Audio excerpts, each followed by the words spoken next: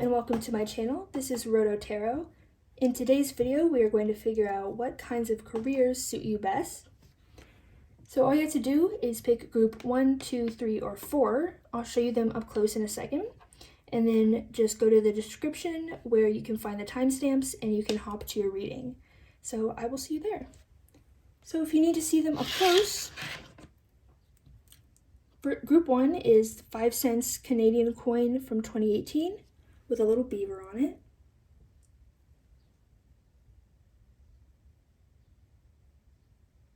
And on the back, looks like this.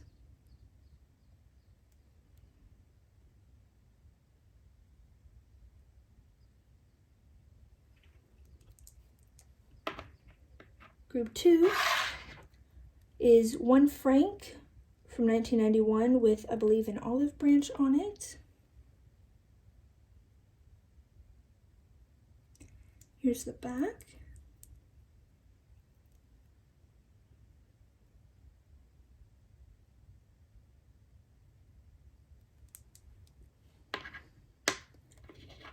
Then group 3 is 25-cent coin from 1984.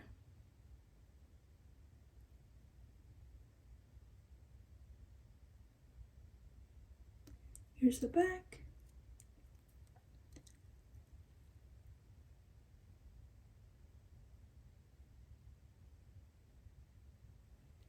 And lastly, we have group 4, which is another Canadian coin. Actually, it's a Canadian dollar from 2012.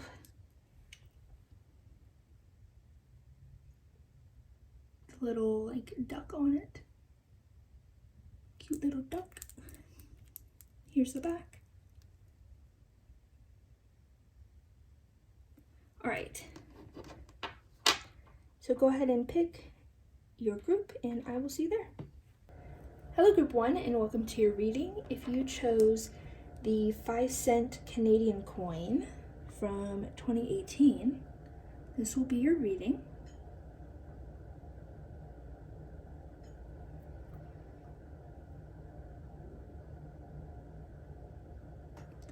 Okay, so let me tune into your energy.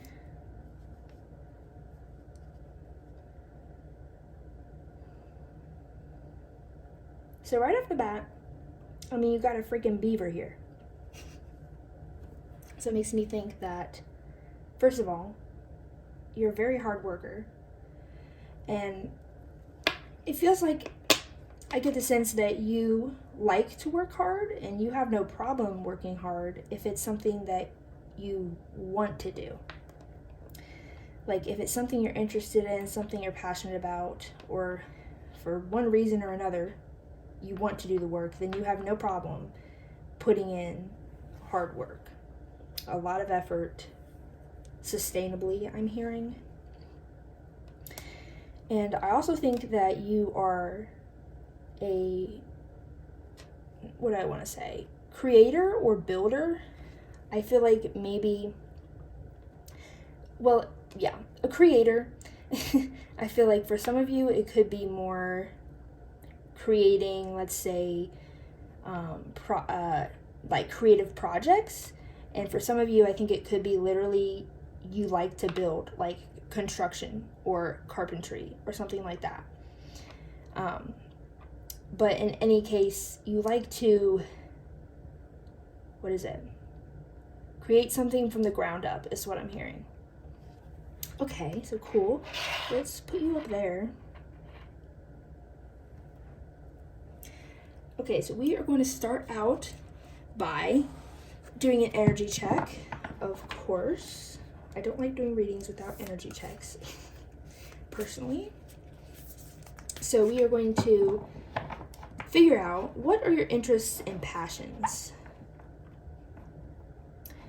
We're going to use that as an energy check and to also kind of, I don't know, let you know or solidify to you what your interests and passions are.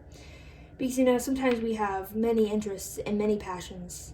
And I guess this would more be like, what does Spirit want you to focus on?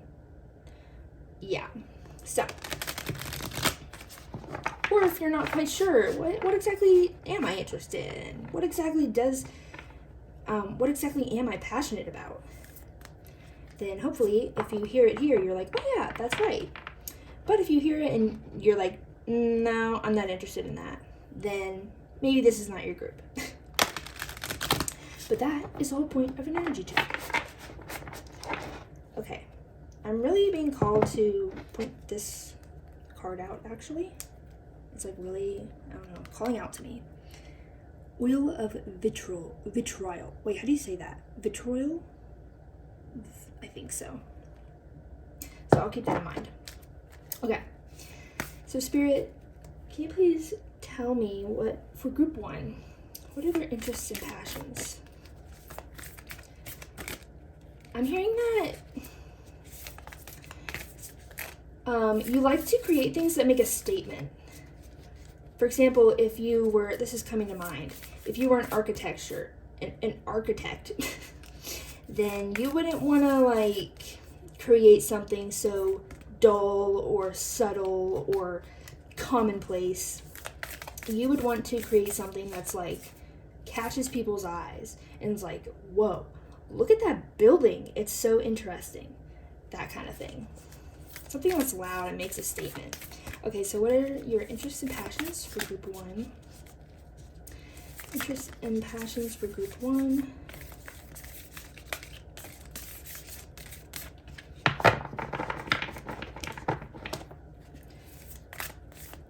Interests and passions for group 1.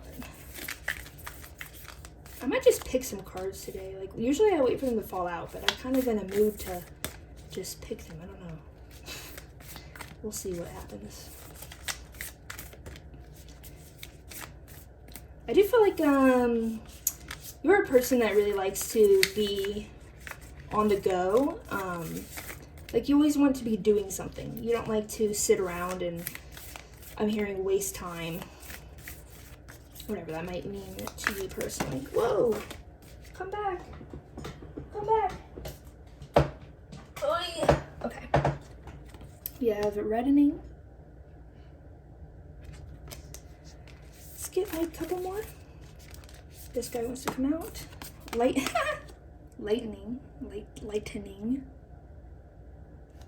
Those are kind of like opposites, I feel like. At least to me. Well, I think there is a card called Darkening, actually, I'm pretty sure. Oh, we're not taking all these, thank you. Just one more, please. Just one more.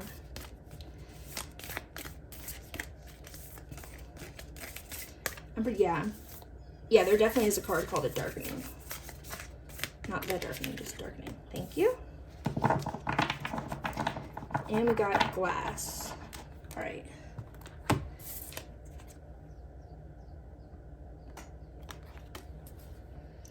Let's center these for aesthetic's sake.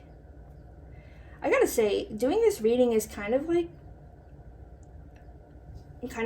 really calming me in a way, because I mean, it could be your energy, but also, I don't know, I feel like sometimes you gotta do readings where sometimes the viewer might not want to hear the message.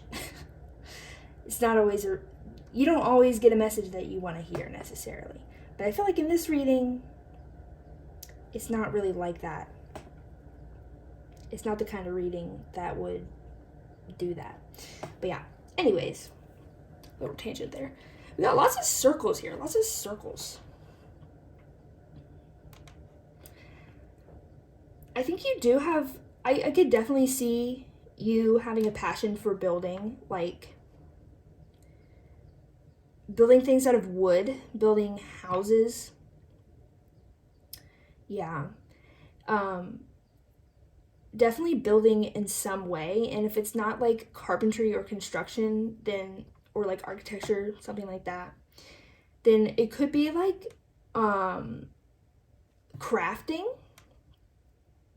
But it does really feel like you like to build with your hands from base materials. Yes.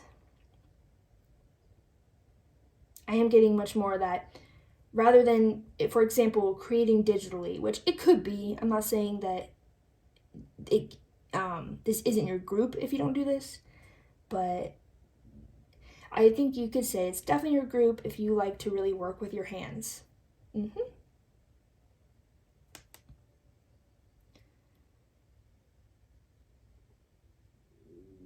Whoa, sorry. My stomach is not happy right now. Why are you complaining? Can you shut up, please? Anyways. Now we got 2 snakes here.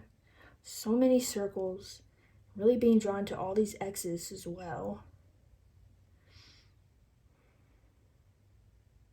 I feel like you like to complete things that you start. You don't like to leave projects unfinished. Whether you do that or not is, I think, could be different for everyone, but you don't like to leave them unfinished.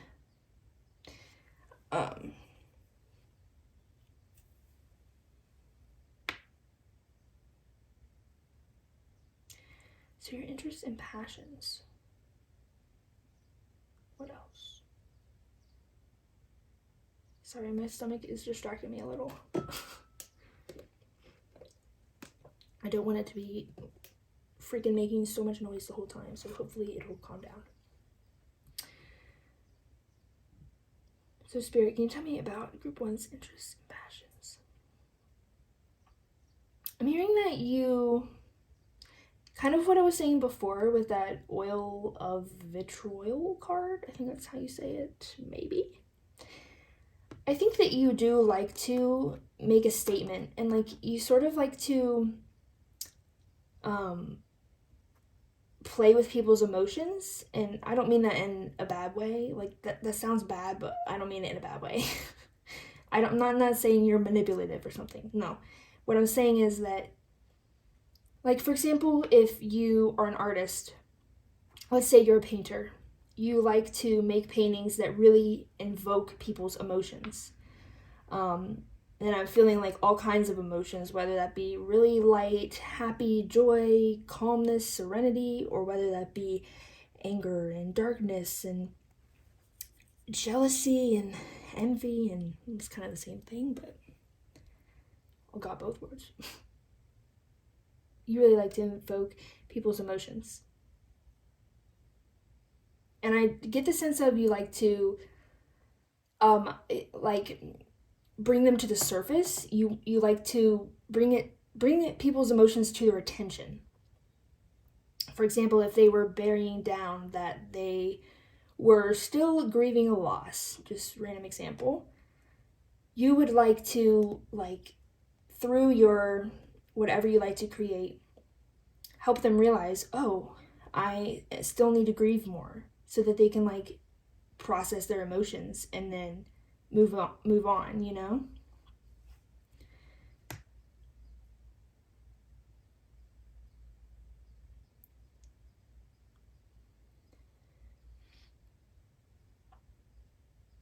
I do feel like this is like really specific, but I feel like you like monochrome color palettes.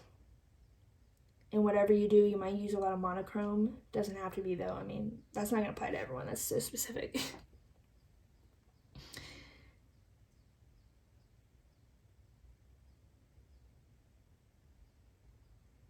I think you like to also empower people.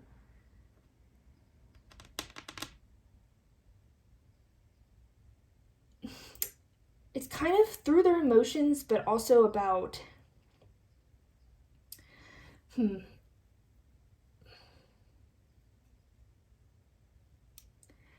I don't know why. It's just like, I feel like this message is so specific, but in any case, I feel like you like to empower people by kind of showing them the balance that's within them,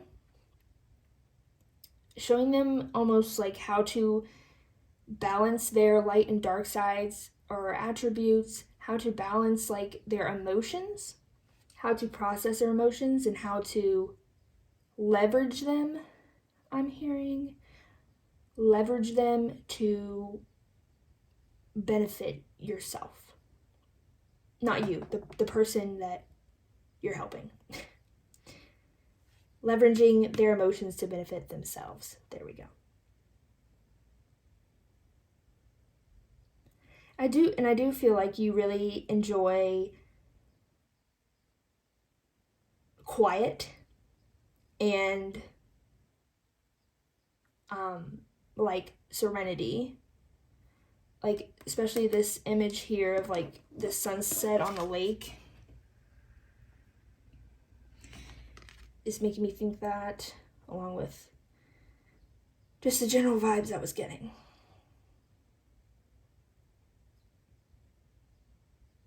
I'm hearing that you might like to meditate, but I feel like you really like to clear your mind and be in it quiet and be calm and maybe think through things.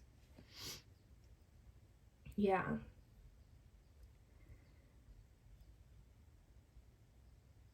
And I feel like you've worked hard actually to bring that sense of calm to yourself, or like to be able to enter that place of calmness. And I think that you want to help others do that as well. You want to bring this sense of calmness and serenity to others as well. And to you, I do think that is largely by being able to process and balance and recognize your emotions. Not hide them, not like bury them, not let them fester. Yeah. I kind of feel like I might want to get, I feel like there's more messages. I'm going to get another card. Spirit, what else for Group 1's interests and passions? What else for Group 1's interests and passions? They're like, yeah, we gave you that whole stack earlier. Well, I didn't want like 5 cards at once. Thank you. Okay, thanks. We have Virgin's Milk. This card always makes me think about untapped potential. I feel like I want to place this down there for some reason. So we're going to do that.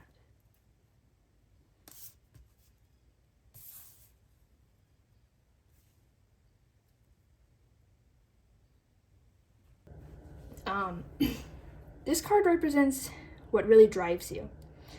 And you know how I was saying about untapped potential. I think what really drives you is being able to, first of all, show people what is inside them that they might not recognize is there. And that's really good and bad, I want to say. And the other thing, where did it go? Where did that train of thought go? The other thing is the untapped potential of like your creative projects. So we can go back to the architecture example. I feel like you see, or construction or whatever, you see this lot of land and you think, wow, look at what I could make here. Or you get a budget and list of materials. I don't really know how architecture works. That's probably not even accurate. But let's say for this example, you're given, or you're given aspects of what the building is supposed to be like. And you think about all this potential of, wow, what could I make out of this? What could I really create from this? What impact could I have from this? And that's something that really drives you in your work and in your career. All right. So let's move these away. I'm just going to keep them up here, though, in case we want to reference them.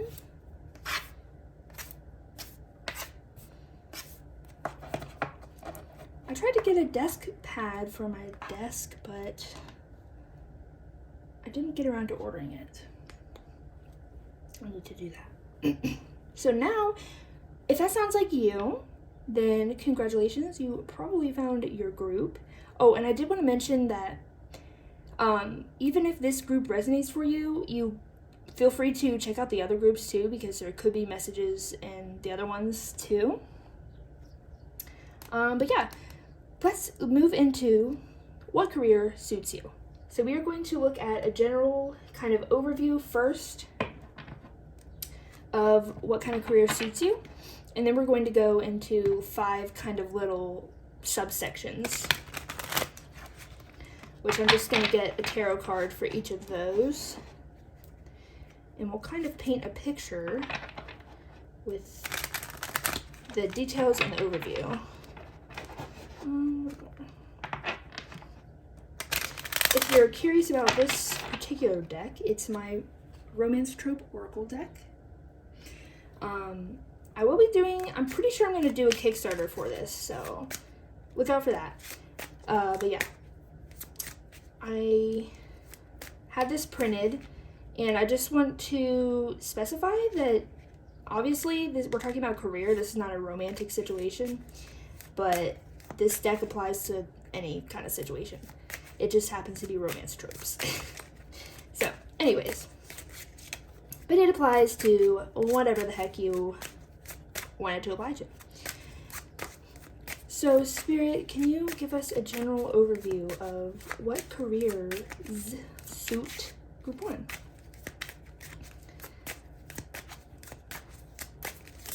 What careers suit Group 1?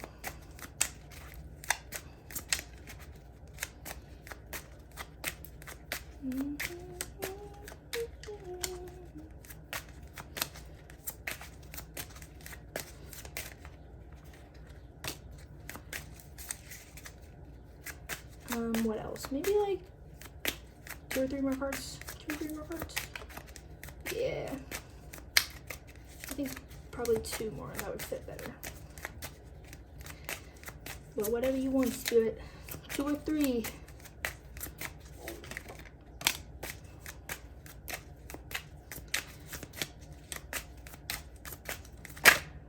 Okay.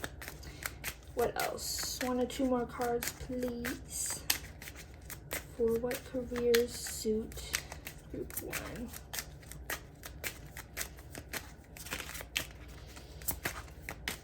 1? What careers suit Group 1?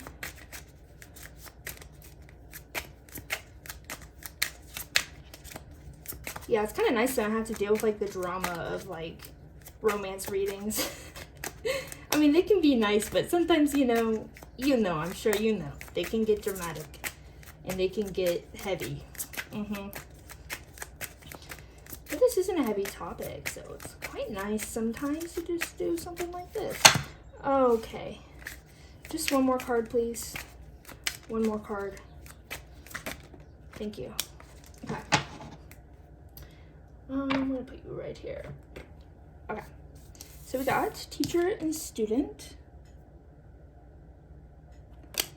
Yeah, that makes sense. And we got single parent in reverse. Wingman. I think that was upright. No, it is reversed. Okay. Oh, these are not going to fit. And secret identity. We'll do this. Is that the center? Maybe.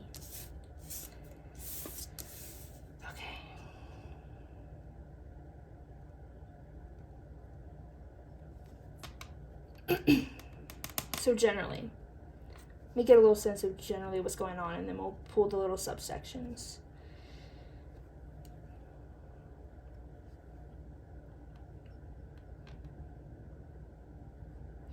Yeah, I mean, I feel like this is a lot of what I was already saying, but I think you definitely like to be in a position where through what you create, you can show people their true selves, and you can, I want to say, inspire them to live truthfully, to live truthfully as who they really are. But I kind of feel like you don't directly, or, well, what will suit you is not directly doing that. Like, for example, being a mentor or being a counselor. Spirit is saying that what will more suit you is kind of indirectly showing people what you want to show them about themselves. Yeah, indirectly through what you create. Spirit is also saying that you should have something that something that allows you a pretty high degree of freedom. Something that allows you the freedom to express yourself, I think, as well. And something that is not going to, like, they really want you to be able to capitalize on your creativity and your imagination. And they don't want you to get a job that will, you know, stress you out so much that you can't use your creative side. Or something that's not even gonna utilize your creative side. For example, if we go back to being like a mentor or a counselor, I mean, sure, there's things in every kind of career you can use your creativity in certain ways, but they want you to use your creativity in terms of building things.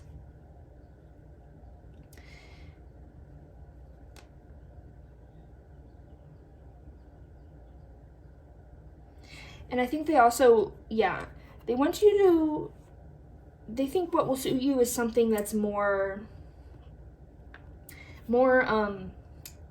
independent, more solo, I want to say, rather than necessarily being on a team. Or, not that you can't be on a team, but like maybe not one where you are working so closely with people all the time. And I don't think, not a job that's like managerial, where you'd be in charge of people or anything. They're kind of saying what would suit you best is just really being in charge of yourself and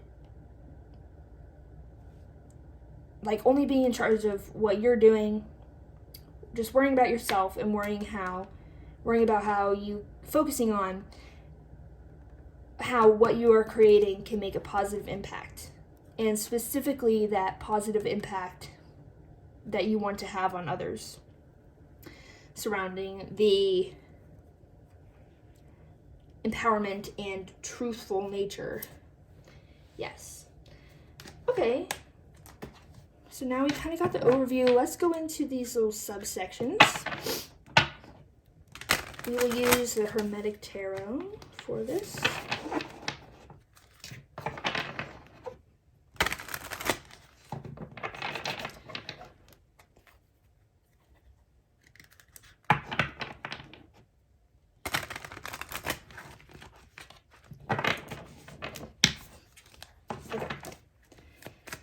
So Spirit, can you give me a card to represent what would suit them best in their career in terms of the lifestyle?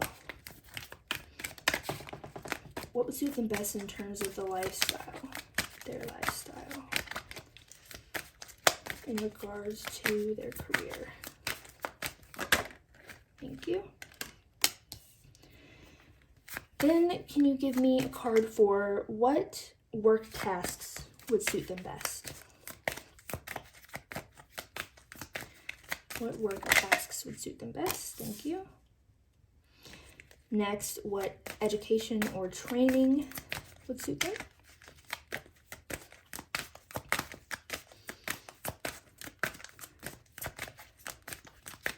Education or training. What? Okay, that's too many. That's too many.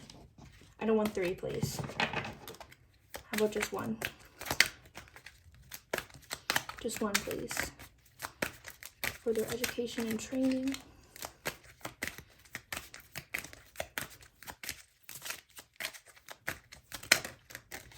Thank you. Okay, and then what are their strengths? I didn't really finish my question yet, so I'm gonna put it back. What are their strengths in regards to their career? What are their strengths that they should utilize? What are the strengths they should utilize?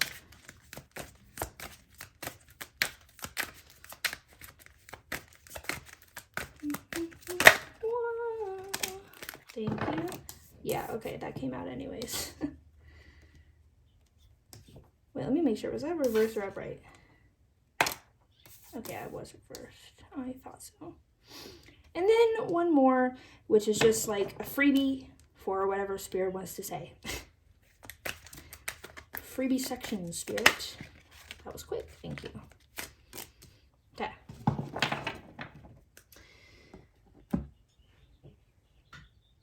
Let's move these over a bit. So they're in frame. I'm just going to move these over a bit as well, so it's kind of more centered. Okay. So let's start with lifestyle. We have the universe, which is the world in traditional tarot, in reverse.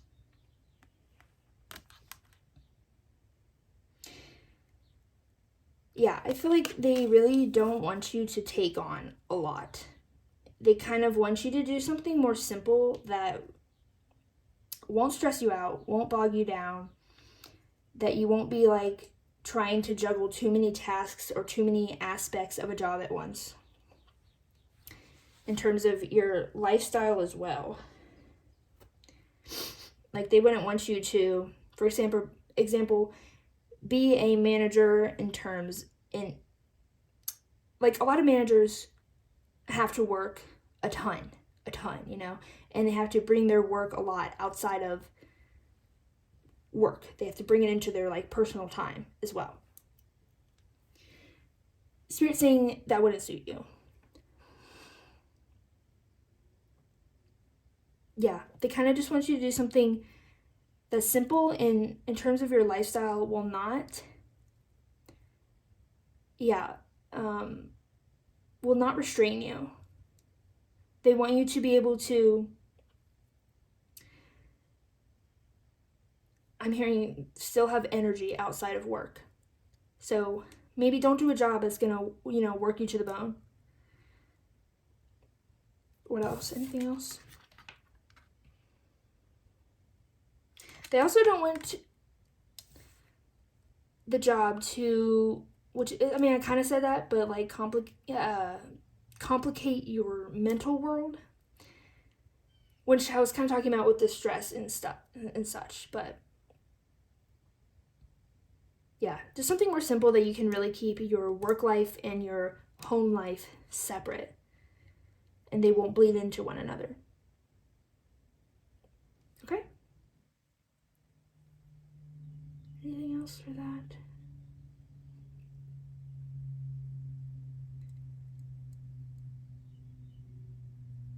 Yeah, Spirit kind of is stressing that they don't want you to work a lot. Like in terms of hours, they don't want you to work many hours. They want you to utilize your energy to like go after, I'm going to say, this purpose that you have, of, you know, these passions and interests you have of bringing this calm and serenity to people, showing them how to open up and showing them their true selves and all that. They want you to have energy to focus on that. I'm hearing money is not a priority, which I don't know if you agree or disagree with that, but that's what Spirit is saying. Okay, then next we have work tasks. We have the 8 of Wands reversed. Look at it.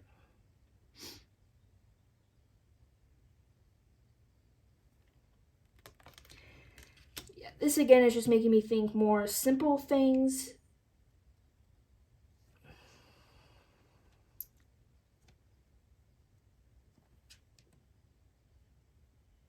I might get a clarifier for that.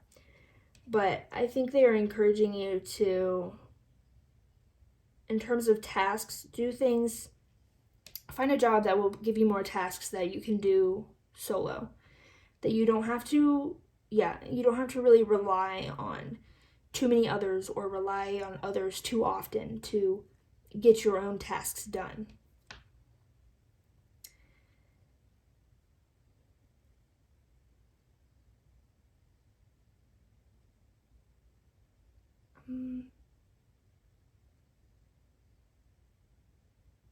Yeah, I think I'm gonna pull clarifier for that one because I feel like I'm missing something here. Let me clarify the Eight of Wands, please. And you know, this says the Lord of Swiftness, which just makes me think again about like that stress energy. They don't want you to do like, what's a good example? For example, in the food industry, sometimes it can be stressful because you have to go really quickly. They don't want you to do that. They want you to be able to just relax, really. Take your time, relax, focus on getting your own tasks done, and then be done with it. What else am I missing with the Eight of Wands? Okay, thank you. Two of Wands. Rebirth.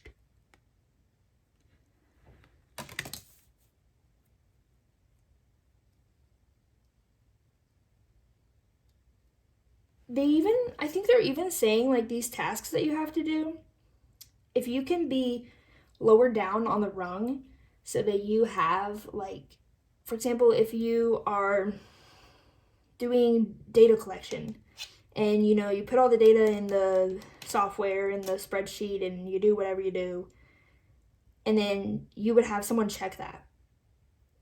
So then it's kind of like another aspect of you don't even have to worry about it.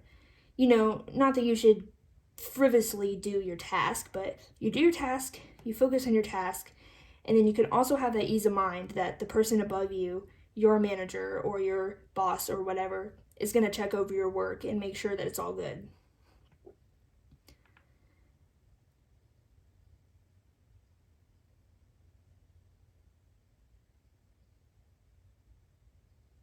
In terms of tasks,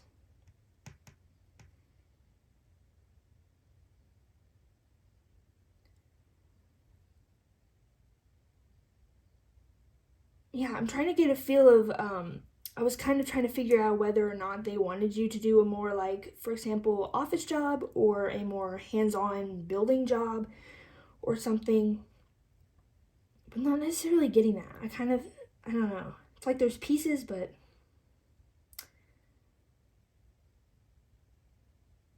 I guess I feel like the message I'm getting is that it doesn't really matter. It could be either. As long as it fits this, you know, criteria otherwise. Okay, yeah. For training, we have the Chariot.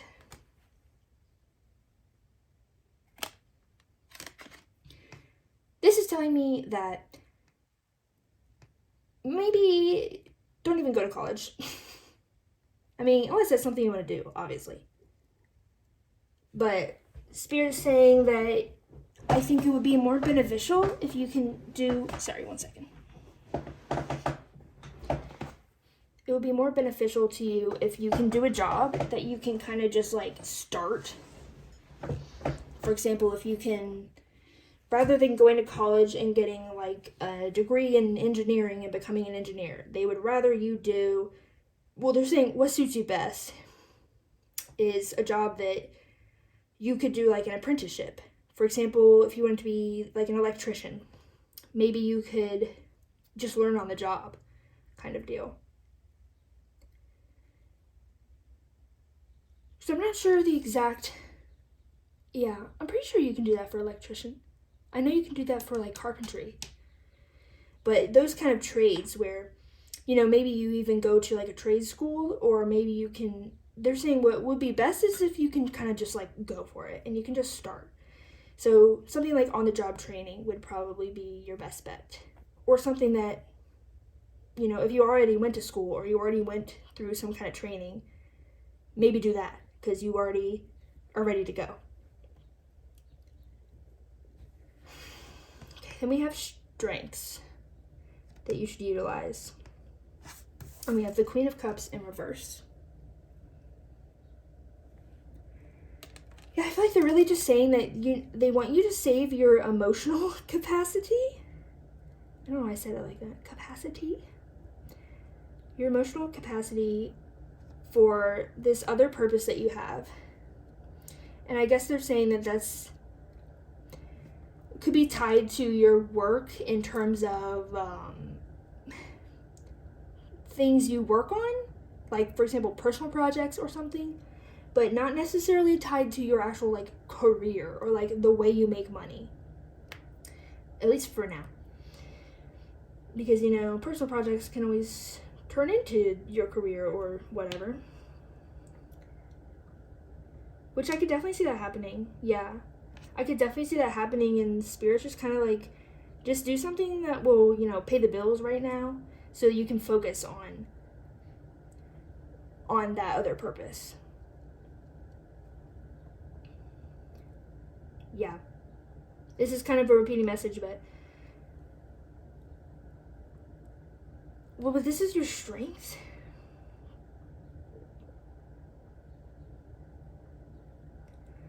This makes me think, if it's your strength, then it kind of feels like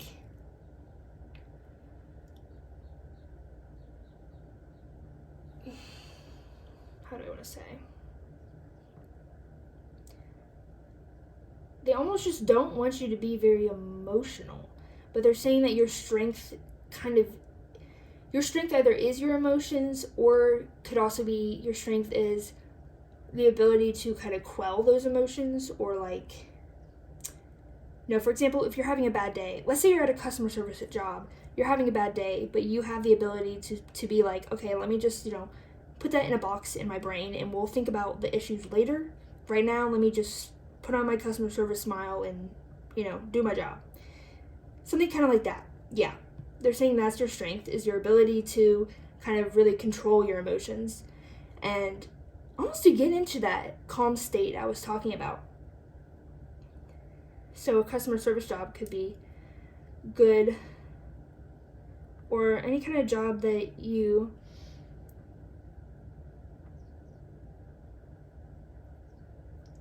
don't have to utilize your emotions, or just take that customer service example, because I'm having a hard time kind of depicting it exactly, because it's kind of like using your emotions, but kind of, it's like you have the emotions, but bringing out the exact emotions that you need, to do your job, to excel in your job.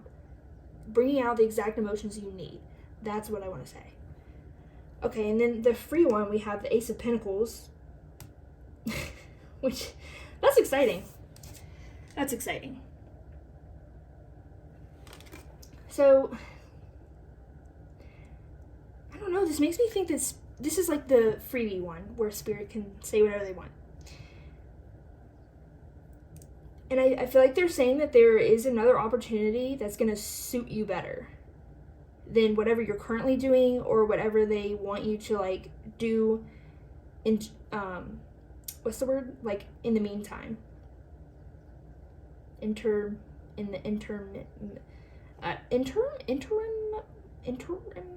whatever.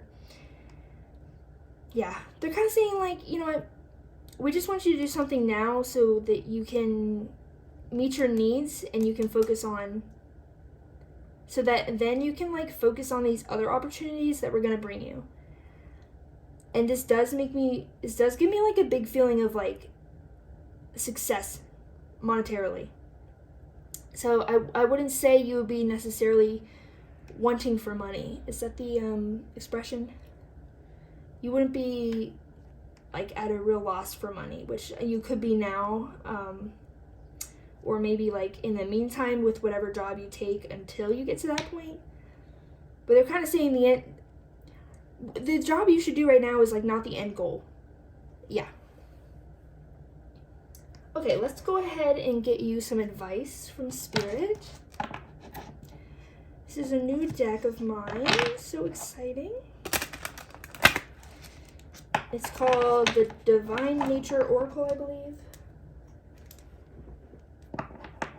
Yes. And was that card backwards? No. Okay. One more then.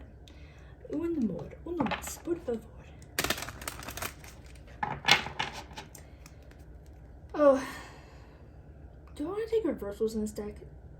I feel like I want to decide if I'm going to do that or not. Oh, okay. Well, I just flip right out.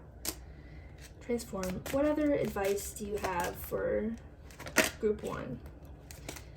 We will take reversals, yeah. We'll take reversals. What other advice do you have for group 1?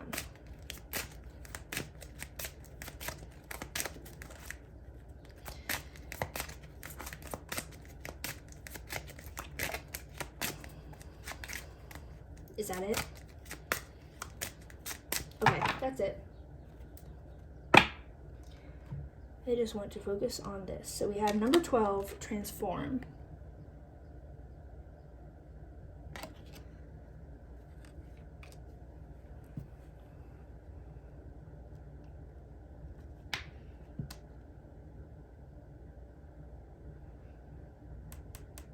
I'm trying to think, what freaking number in tarot is 12? What card is that? Is it death? This is death, right? Well, it's definitely giving me death vibes if number 12 is not death, but I'm pretty sure it is. I just can't freaking remember at this time. Or is it 15? No, 15's... Or no, wait. Oh, I can't remember. Let me see if I can find it real quick. Hold on, give me 1 second, because I want to know. Death is 13, that's right. So 12 is,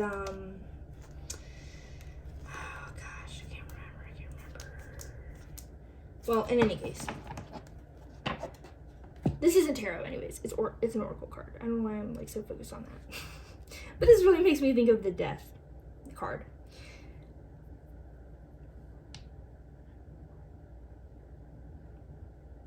So I feel like their advice is they're saying, yeah, they just want you to like really take it easy right now in terms of your job and career.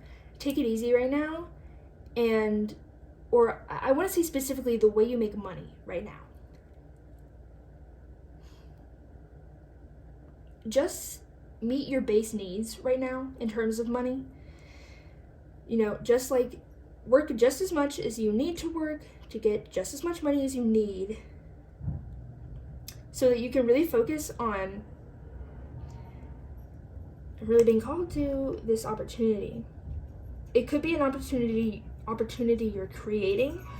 Well, I definitely think you're creating it in some manner. It could be that you're creating it in a way of you're starting a business, or it could be you're creating it in a way of you are, you know, maybe you're going to school right now to learn a certain skill that will be able to get you the job that you want, the career that you want. But whatever that case is, where you're focusing on that other purpose and that those interests and passions of yours, they want you to focus on that. So the way you make money right now is kind of just a means to an end.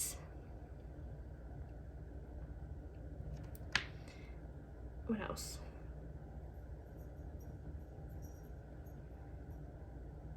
Yeah, I'm just feeling like they really just want to give you a breather, room to breathe. They want you to give yourself room to breathe.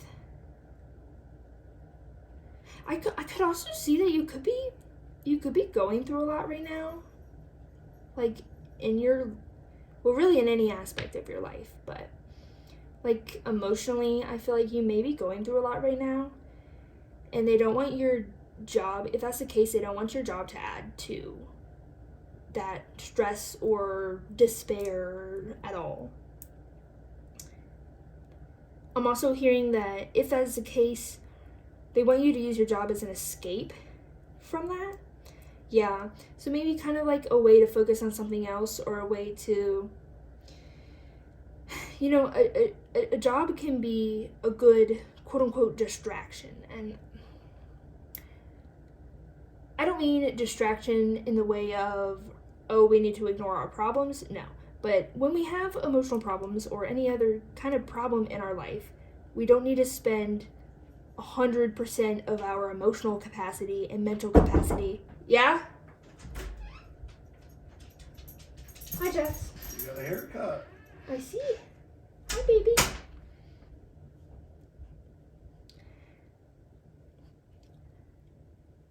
Oh, God.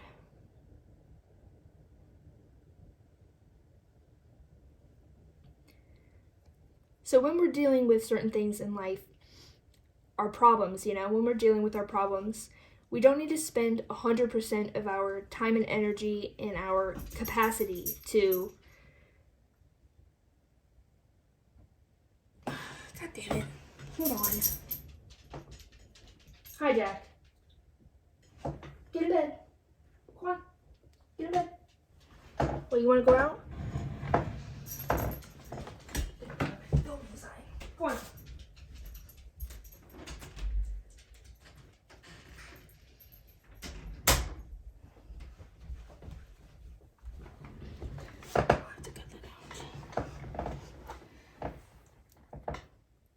So when we have, issues in our lives and when we're dealing with our problems in our lives, and I want to say especially emotional issues, we don't need to spend 100% of our time and energy and capacity to solving those problems or only focusing on those problems. For example, if I go back to that example of, let's say you're grieving the loss of someone or something. You don't necessarily need to just sit there and try to process it mindfully for 5 days until you're over it. No, you need to, give yourself time, give yourself room to breathe, and maybe go find some helpful distractions where you can focus on other things rather than just the issues and problems, because you do need time to solve issues and problems. Of course, there are active things we can do, but also I think especially when dealing with emotional wounds, we need time. Okay, so that's all you just got one little advice card, but I feel like there was a lot in there. That's all I'm seeing for you guys today. I hope you enjoyed this reading, and I hope it was helpful in kind of figuring out, what career would suit you. Let me know how it resonated in the comments, and let me know what careers are you considering before or after this reading. All right, I will see you in the next video. Bye-bye. Hello, Group 2, and welcome to your reading. If you chose the 1 Franc coin, this will be your reading. Just give you an up-close look.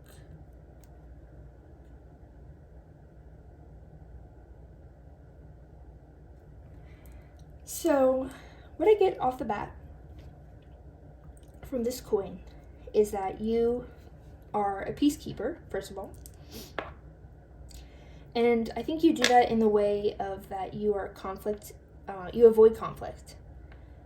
I think that above all, especially in terms of when you're at work and with your coworkers and peers, above all, you just want to keep the peace.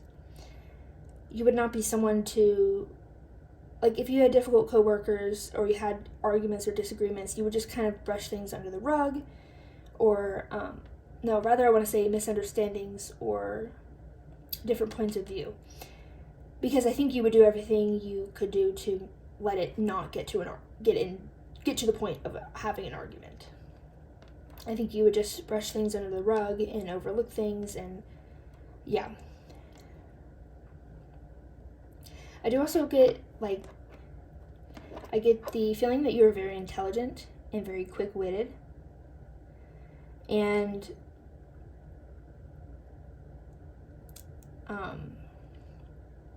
I did kind of get this feeling that you could feel somewhat socially inept or just socially awkward.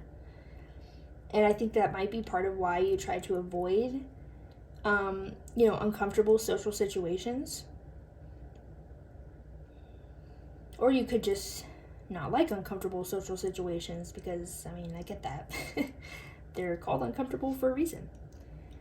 But I feel like people may describe you as brilliant. I feel like a lot of people look up to you, and you really do a really good job at your work. or if, you know, maybe you're not working right now or you haven't had a job before, this could be like in the future. People will really look up to you, and yeah, or just could be in general, anything in terms of like work you do in general in your life. I feel like you're very good at it, and you're very intelligent, and yeah, but you're also like very humble. Like, I feel like you might even have a little bit of low self-esteem, at least to the point of like you would not go around bragging about yourself. And if someone described you as brilliant, you might even kind of disagree with them and be like, what? Like, I'm not brilliant. But I get the feeling that some people might call you brilliant to your face, but I feel like more than that, people would kind of talk behind your back, but like in a good way. Oh, I'm sorry. But like in a good way. Like, they wouldn't be talking behind your back. Yeah, in a bad way, it would just be like, wow, like, group 2 is so good at their job. They're so smart. Look at all they do in that short amount of time. Look at what they made and all that. Yeah, okay. So let's place our coin up there. And let's start with an energy check, which that kind of already was an energy check. Like, if that doesn't sound like you, this might not be your group, and you can check out another group. But we're still going to do what we planned. And this time we're going to take a look at what are your interests and passions. And if these don't sound like your interests and passions, then yeah, you can try another group, or there might just not be messages for you in this particular video. Or if you're not quite sure, what exactly am I interested in? What exactly am I passionate about? Then maybe this can help you realize some things. Okay.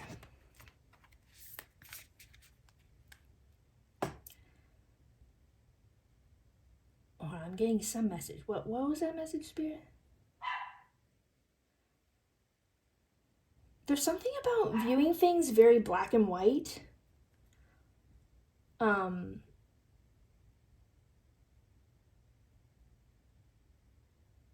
Yeah, you may have some issues with viewing things too black and white and not being able to easily maybe see the gray areas or think about things in terms of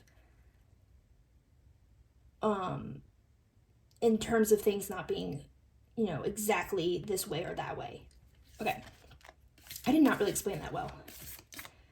But yeah, you might just think in black and white. Let's say that. So, Spirit, what are group 2's interests and passions? Maybe not 20,000 cards.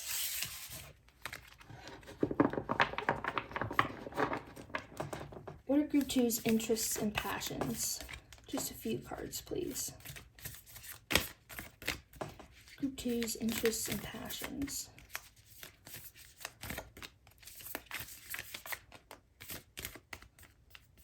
Okay, we want to take these apparently. Is that 2? All right, let's get one more.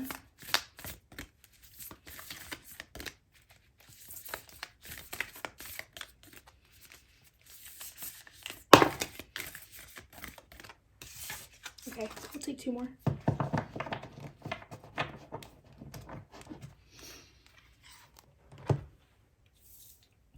I don't take reversals in this deck, by the way. So we have the Uncreated, Mortification,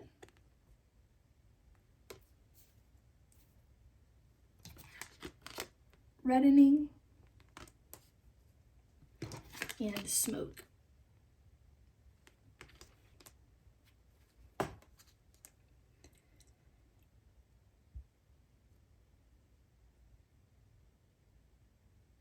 Yeah, so in terms of thinking that things are black and white, I think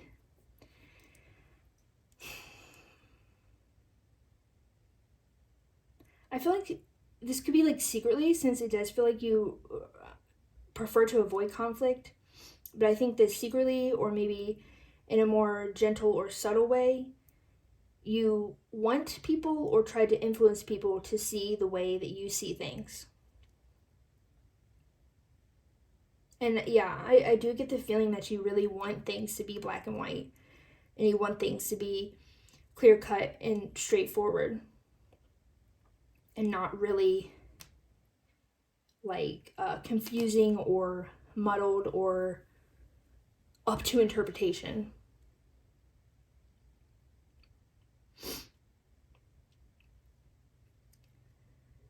I feel like you also, I feel like you do have an interest in your intelligent mind, and I think that you do want to explore that more, and you do want to showcase that more. You want, it's like you want to utilize your intelligence, and you want people to recognize you for that and appreciate you for your mind.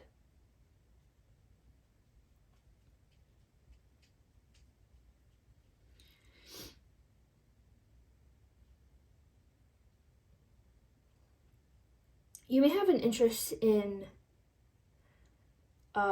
yeah, I think you have an interest in like dark things. Um things that are like morbid or sorrowful, or like more heavy, tied to like heavy emotions, or okay, I don't know why this just came through, but your favorite color might be black. But you know, so I feel like you would enjoy things like true crime, or also could be like supernatural things. I think you could be interested in things like that.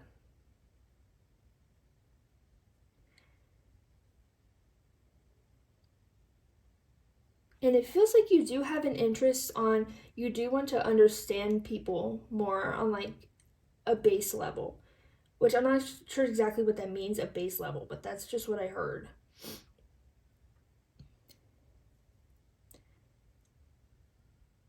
I don't know. I feel like maybe you just feel like you really don't understand people in general, and I think you really want to understand people and like why the way they work, yeah, the way they work and why they do the things they do, and how they think and how that might differ from the way you think. I did get this message earlier, but I don't want it to make it seem like I'm trying to diagnose anyone or anything, but I did get the feeling that this group could be autistic. You don't have to be autistic to, for this to be your group. And also, like I said, I'm not trying to diagnose anyone. I'm not saying just because this applies, you're autistic. That's not what I'm saying.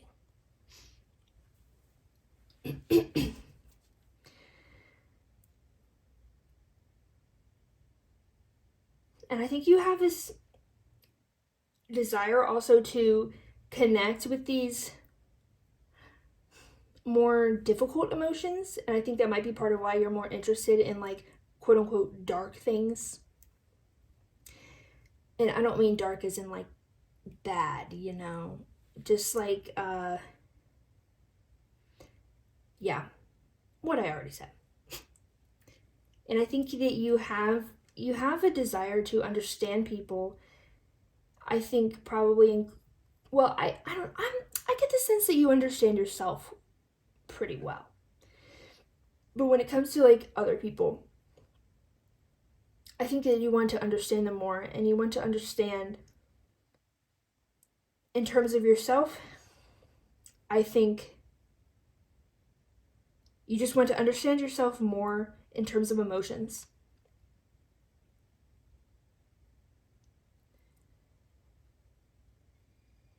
And I think that you want to become more emotionally intelligent, and I'm hearing more emotionally capable.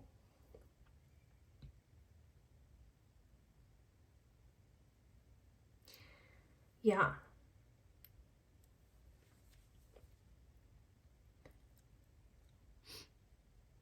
What else? Interests and passions.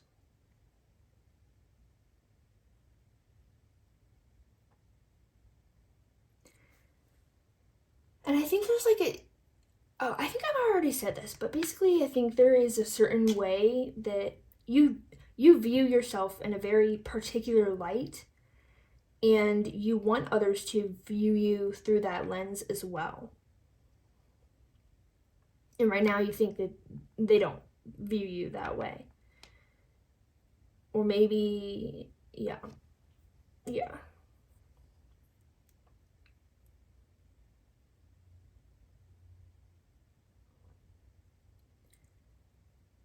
But I also do feel like you feel more safe in your mind rather than your heart. I think your emotions are more of like an unknown to you.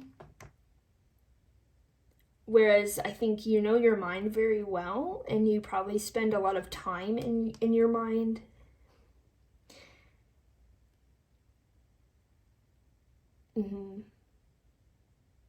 Okay, anything else for this, or shall we move on? Okay, last thing I'm getting is, this is kind of random, but you could also be very interested in the deep ocean, the deep sea. You could be interested in, the ocean, and I'm seeing specifically, like, you know how there's, in the deep sea, there's, like, really deep down, there's, like, a bunch of weird creatures and everything? And how they get, don't they get, like, bigger and slower the, like, deeper you go? And, you know, sometimes they have, like, those lantern guys that have lights on them, and they get weird once you go down. Even on the surface, I feel like ocean animals can be weird. Personally, I'm scared of the ocean, but I think that it might intrigue you. Okay, so if that kind of sounds like you, then let's move on, and we're going to see, what career suits you. So first, we're just going to look at the overall general message of what will suit you. I'm hearing customer service, though I get the feeling that you wouldn't really, that would be like a challenge for you. Or maybe not necessarily a challenge, but something you wouldn't be comfortable with. But let's see.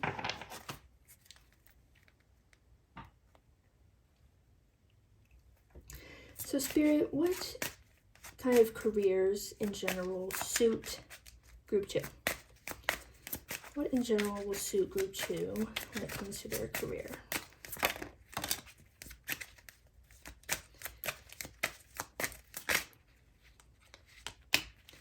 One more.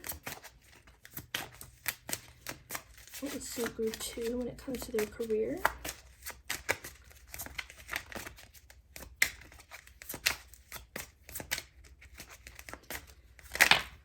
Thank you. Yes, if you're curious, this is my own deck I got printed, and I'm pretty sure I'm going to start selling it, but it's the Romance Trope Oracle. I just wanted to point out that obviously this is not a romantic situation, it's about career, but this applies to anything, so just don't worry about that. Okay, so we have, he's a playboy, secret admirer,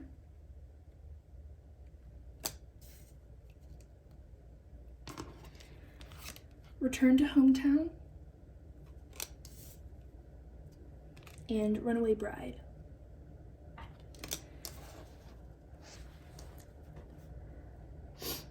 So yeah, I feel like this is kind of talking about what I was just talking about. Spirit is saying what will suit you is kind of that which will make you uncomfortable, and kind of how you have that interest, that uncomfortableness, and also interest in understanding other people and their emotions. They think that it could be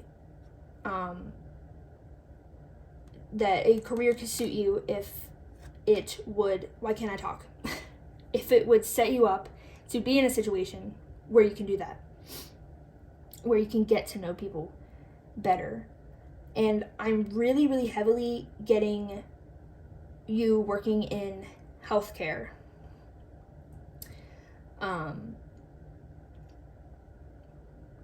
Specifically, maybe, well, it could be specifically taking care of patients. But yeah, I feel like in general, I'm really getting a heavy vibe that healthcare would really suit you.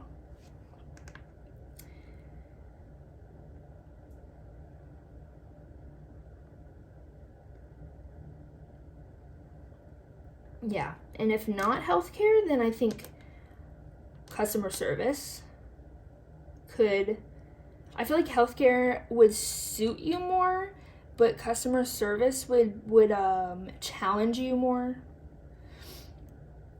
But like in a good way. Not in a bad way, but well, depending on how you want to be challenged, I guess. If you don't really want to be challenged, then maybe it would be a bad way.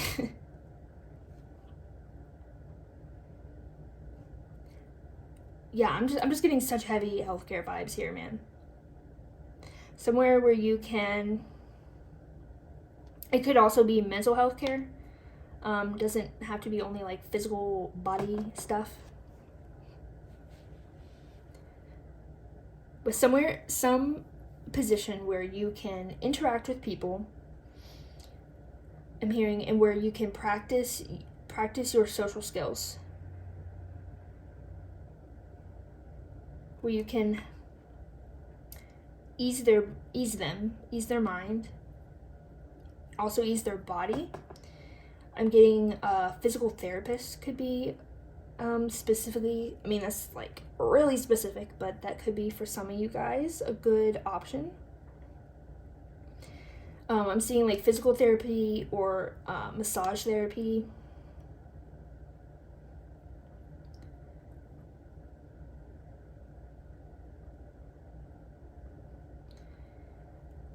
I think also could be useful to do something related to your spirituality. Something related to not even necessarily like, oh, I'm gonna become a tarot reader, which, I mean, not saying you can't do that, but what I'm talking about specifically is something that how do I want to say, more just plays on the various aspects of spirituality, the like without labeling it spirituality. How do I say this? Gosh. The concepts of spirituality, yes. If it is related to the various concepts of spirituality, and, you know, whatever that means to you. I mean, you could be religious, you could be just generally spiritual, maybe you're neither, or maybe you're neither yet because you're watching this video. Maybe you are just getting interested in it or something. But yeah, if you could, for example, let's say the concept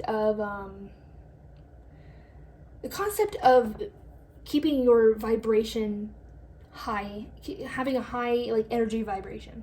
You know what I mean? Something related to that, like, oh, I'm gonna help people. Like, I'll become a counselor and help people. I'll become a life coach and help people bring their vibration up. I don't know why I can't explain this. But yeah, if it can relate to spirituality, I think that could also be a good thing for you. Okay, so let's move on now to, we're going to get into the little subsections of what career suits you. We have 5 of them. That's the general overlook. Now, oh my goodness. We're going to look more in depth.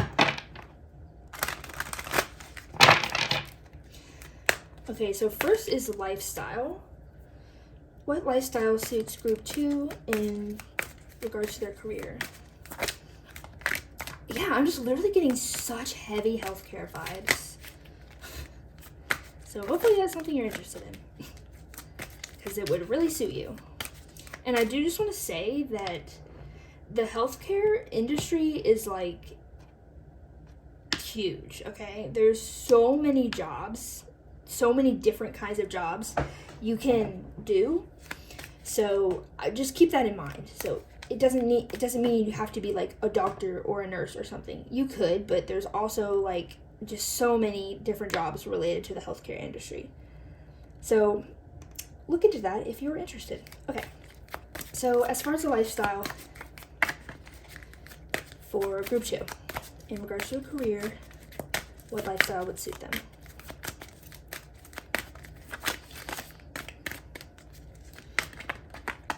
Okay, thank you. Then what work tasks would suit them? What work tasks would suit them?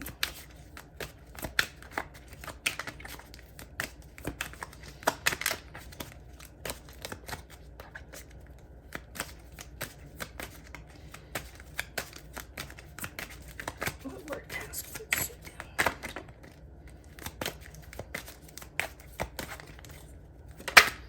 Thank you.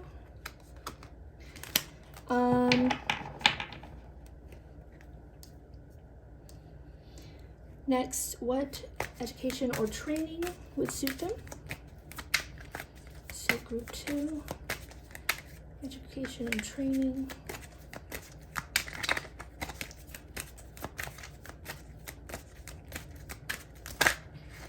Thank you. Strengths. What strengths should Group 2 utilize in their career?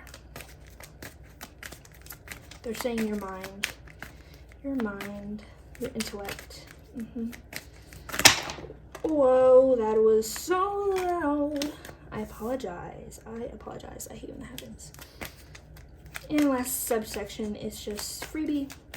Whatever spirit wants to say in regards to what will suit you for your career. What other specific thing will suit them in their Group 2's career?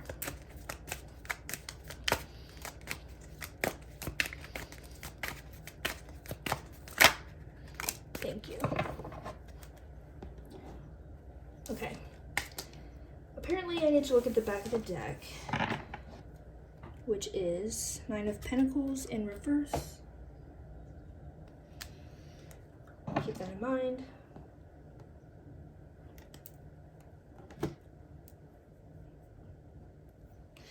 Okay. Just gonna move these over so they're like kind of centered. So I started for here with lifestyle. What lifestyle would suit you best in terms of your career? We have the 3 of Wands in reverse.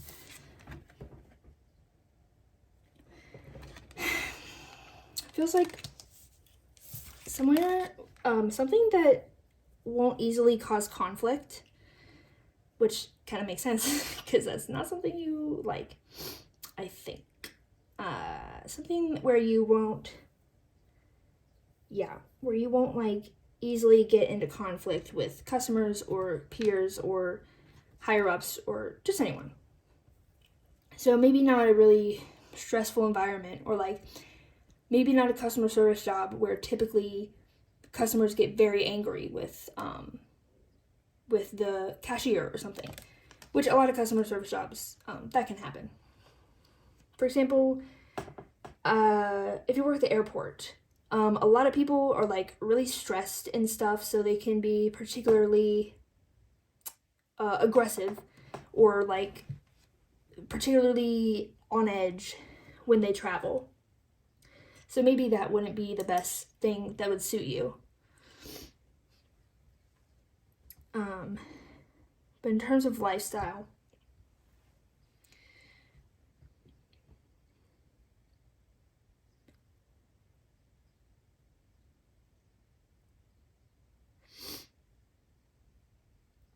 yeah, it's like somewhere where you can, it's just what I already said, somewhere where you can develop your life skills.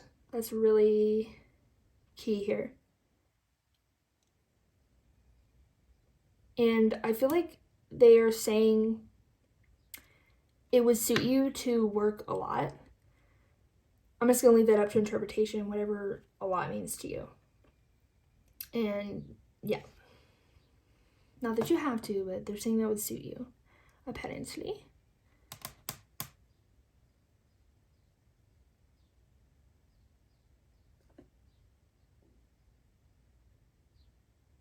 Yeah, something that would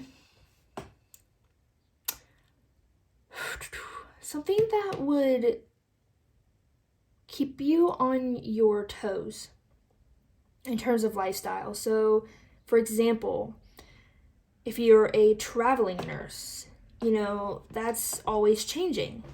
Or, for example, if you're on call often, that just kind of, you know, keeps you on your toes. You never know when you might get called in, kind of thing. They're saying that would suit you as well. Keep things interesting. Okay, next for tasks, we have the star in reverse.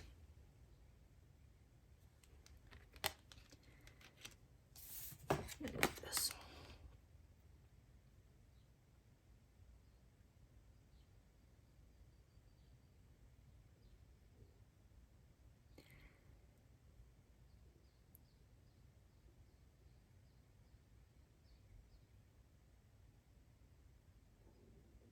Sorry, that's my stomach. I feel like I might need to get a clarifier, but basically it feels like Spirit is saying that for work tasks, you should do something that would suit you. Would be something that you can like directly get something out of the task.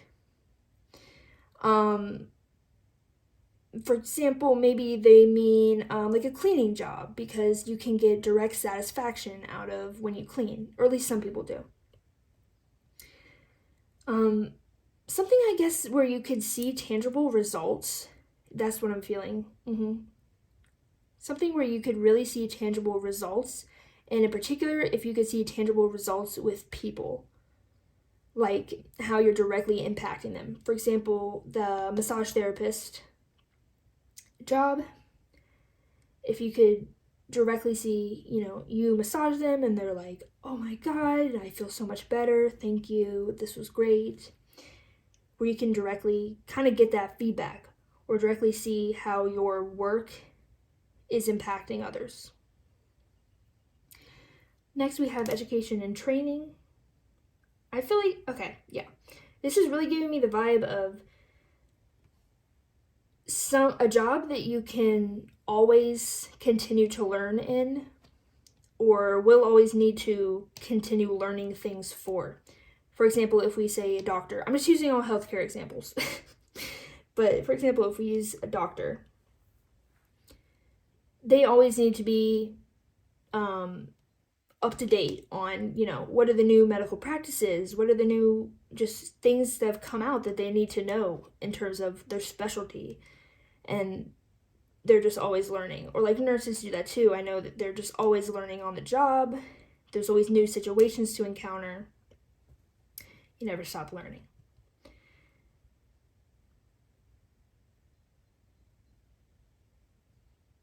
And also, I think something that it could be also,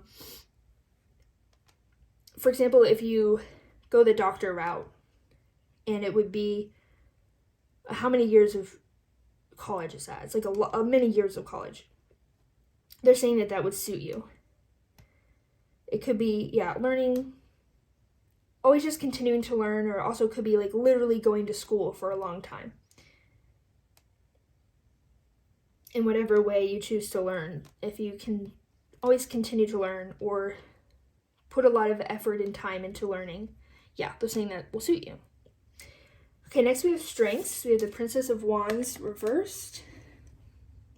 Let me hide her boobies because I don't think YouTube likes that. YouTube does not like nudity. Okay. So Princess of Wands reversed for strengths. They want you to utilize your calm nature.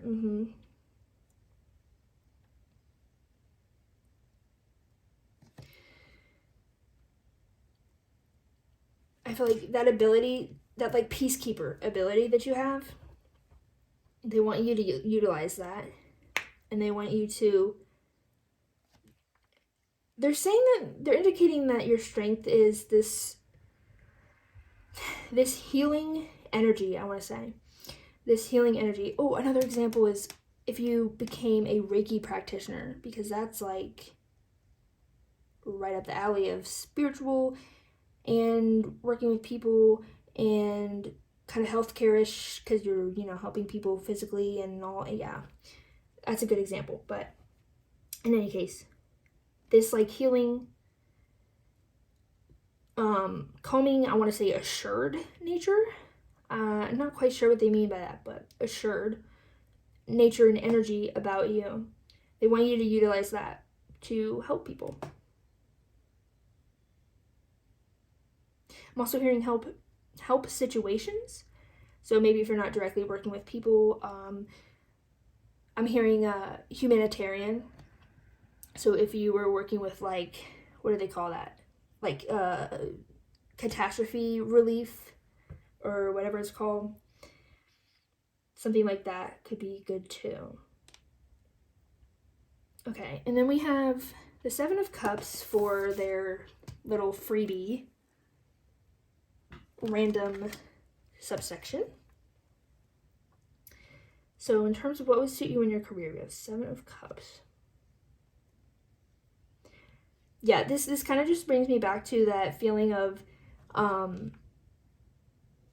what did I say that in? The tasks. No, I said that in lifestyle. Wherever I said it. Keeping you on your toes. Keeping things interesting. Yeah. Doing things that are, like, having a job that's always changing and that is very dynamic. So, for example, I would say maybe a job that wouldn't suit you would be working in a factory and, putting the thing on the thing for 8 hours a day or however many hours that is. Because, you wouldn't learn from that and you wouldn't be able to utilize your strengths. And it's very repetitive and it would not be, it would not be changing and dynamic.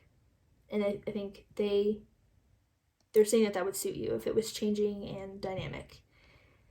And also detailed, I'm hearing, detailed.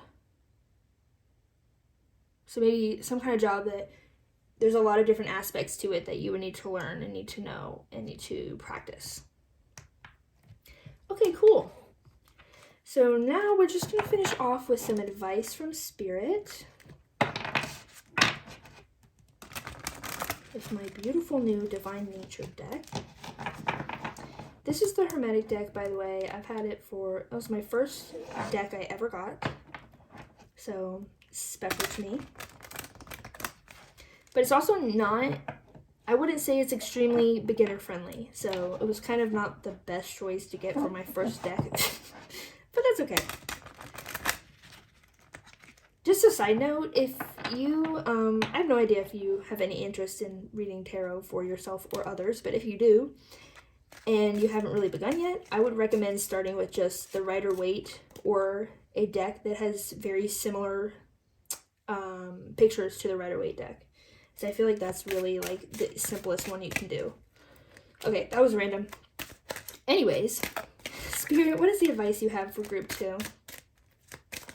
My lovely group 2s, what is the advice you have? Thank you. Anything else, or do we just want the one? No, do we want another one? Yes, one more. One more. This guy? Okay.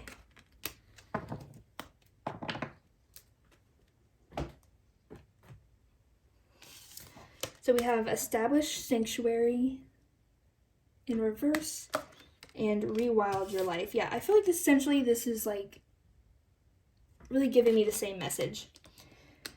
They want you, yeah, literally, rewild your life. That goes very well with what I was saying this whole time.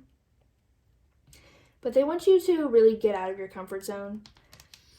And I feel like they want you to realize that you you can bring a sort of security to yourself. Yeah, I'm hearing that others can't. You have this ability to bring a sense of security to really whatever situation you're in, like wherever you're at. Sorry, my stomach. And they want you to realize that. And they want you to, because of that, and because that you can feel assured in that way, you should now go venture out into the world and put yourself in uncomfortable and challenging situations so that you can learn and grow. And I'm hearing experience all that life has to offer. Yeah, they really just want you to put yourself out there. And they want you to, what you were kind of saying, or you're kind of mentioning about, well, not you, your energy was kind of touching on the fact of exploring your own emotions. I think Spirit is also encouraging that. Exploring your own emotions that you have, and I'm hearing how they differ from others. I do feel like I feel like you definitely are, don't have to be, but probably neurodivergent in some way. And if you're not, I just feel like your mind is just different from others. You know, I don't really know how to word that, but you have a unique mind. Let's just say that. For maybe how the majority, or like typical, quote unquote typical people, or like typically people would think, the way they would think, or the way that the majority of people would think. You think differently. Yeah.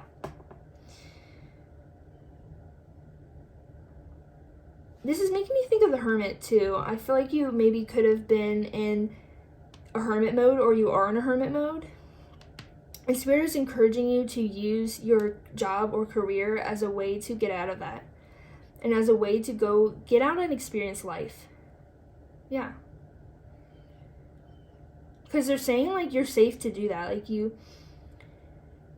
Like, I feel like this established sanctuary card is in reverse, because it's like you already have that. That sanctuary, like, within yourself, that sense of security and assuredness, you already have that. And you're safe to go venture out. Okay, so I think that's all I'm seeing.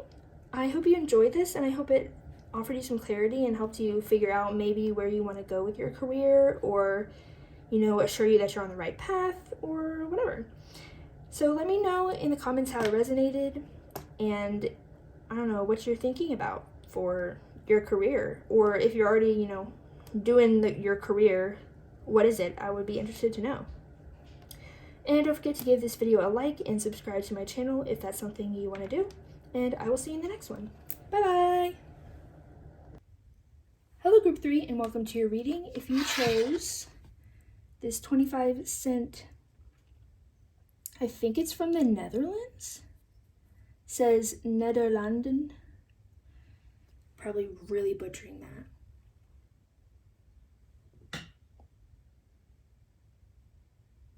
Hopefully it's in focus. I can't really tell.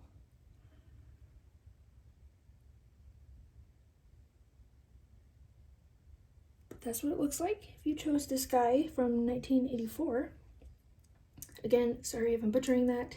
And sorry if that was in focus. I can't quite tell from my angle that I'm at. So, this is your group. Pardon me. Pardon me. Okay.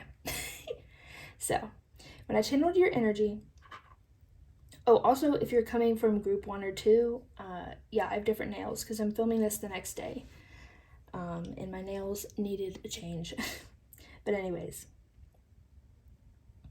so right off the bat, when I channeled your energy, first of all, I got that you're very logical. Like, you think very logically, or I'm hearing that you prefer to think logically. It's not that you necessarily can't think like emotionally or like out of the box. It's just you prefer to like rely on your logic, I guess. And that you're also, along with that, very like systematic. And I think that when it comes to careers, that's something you really like, something you're very interested in, is systems. Yeah, just systems and how they work. What else? How they work and how they don't work. You could be 25. It's like really specific, but I don't know. Some of you guys might be 25. Or you could be born in 1984. Or this could be significant to you in some other ways.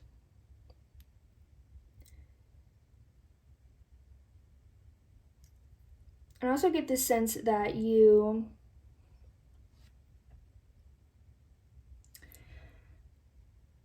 are sort of two-faced, and I don't mean that as a,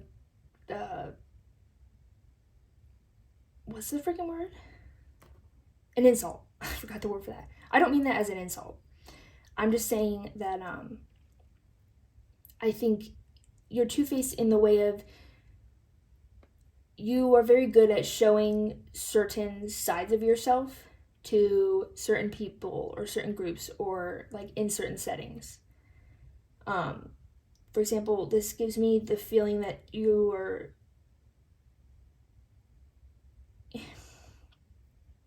like, you know how to be professional when the time calls, and you know how to be casual when the time calls. And those are both related to a work setting. So yeah, so I don't mean that as an insult. Don't come for me in the comments. I'm not meaning it as a bad thing. I also get that you might be like in planning mode right now. I think you're in planning mode in regards to your career, yes, but I think kind of in generally your life and how your career plays into that, or your job, or however you make money, however that is going to play into your life and how you are planning for it to play into your life in the future.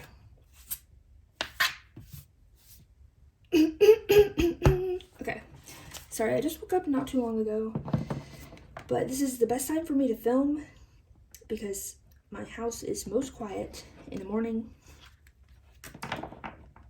So yeah, and sometimes these readings just take me like all day to film, so I gotta start in the morning. Okay, now we're gonna do an energy check. Oh, that was a bad shuffle. So with the alchemy deck, we are going to figure out what are your interests and passions. And we're going to use this. I'm like, oh my god. Can my brain work, please? Work, brain. We're going to do an energy check. And if these interests and passions are true to you and they, are things you're interested in and passionate about, then this is probably your group. But if they do not fit, then this might not be your group, and you can try out another group, or there might just not be messages for you in this particular video. And also, it might help you realize, a lot of us have a lot of things that we're interested in, and many things we're passionate about. Or we might just be unclear about what exactly am I interested in? What exactly am I passionate about? And maybe this can help clear that up a little bit. And if nothing else, Spirit will be directing us in the kind of the interests and passions that we should be focusing on that pertains to this reading. Okay. Hold on, I gotta do one more shuffle. Don't know why. No, we're good. Never mind. We're good. Okay. So for group 3, what are the interests and passions for group 3? Group 3's interests and passions.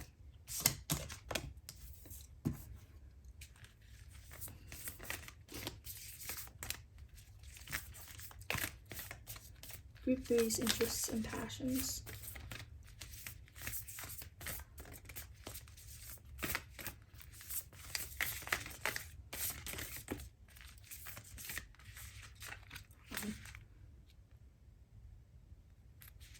I want this card.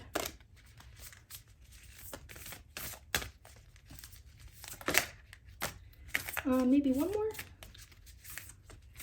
One more. Interests and passions for group 3.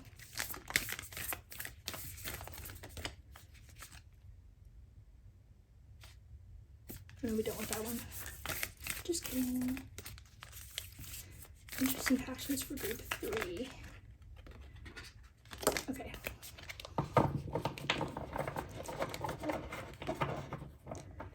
So, we got coagulation. By the way, I don't take reversals in this deck, just so you are aware. Antimony.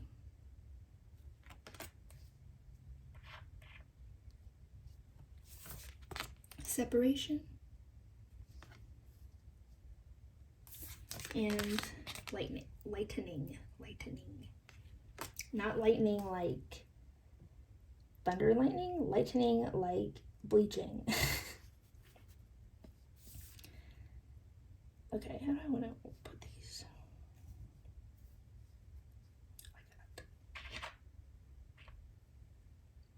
Okay. So yeah, this is kind of bringing it back to systems again.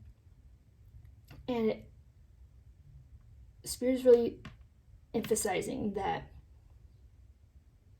you really like to know how things work. You like to break things down into all their individual parts. Like, you're the kind of person that would enjoy taking a car apart or taking a computer apart and like looking at all the pieces and stuff and then maybe rebuilding it into something new or rebuilding it to how it was but better.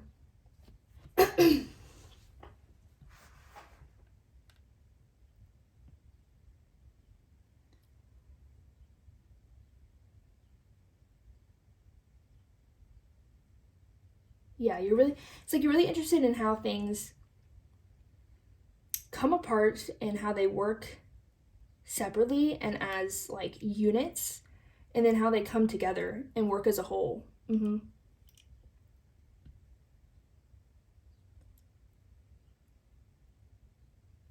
also getting, this doesn't really make sense to me, but for some reason this is like the complete opposite of what I would picture, but something that is oh my god, I cannot talk in this pile. What the heck? Let me just cut to the chase. What I'm seeing is that you may be interested in sports.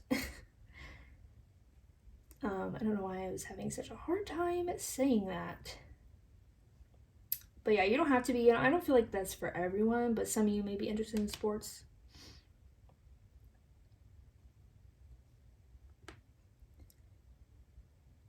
I'm hearing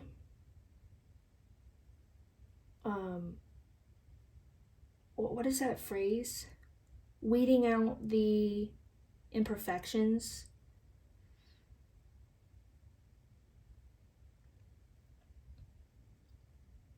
You know how I said like this card is bleaching? I haven't said that about this card before. I feel like you like to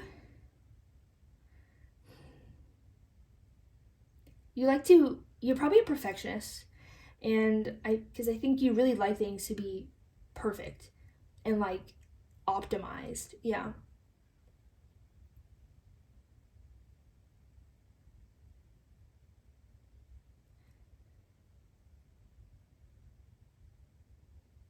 And I think you're always seeing, like, you always just look at, it feels like you look at everything, or at least especially in your career, as a glass half empty, but not in the terms of pessimism, in the terms of like an opportunity, or like you would look at a half empty glass and say, oh, that glass is half empty. There's so many things I could fill the rest of it with? Or like, what would happen if I filled the rest with blank? Yeah, you definitely could be into science as well. I'm also hearing sports medicine. Yeah. But I could definitely see you being into like sciencey stuff, technology, IT, data. Yeah. Medicine in general. Like medicine in terms of like pharmaceuticals or something like that. And, you know, with this like little wolfy guy and the separation card, it does make me think that I think you prefer to roam solo and you prefer to work independently.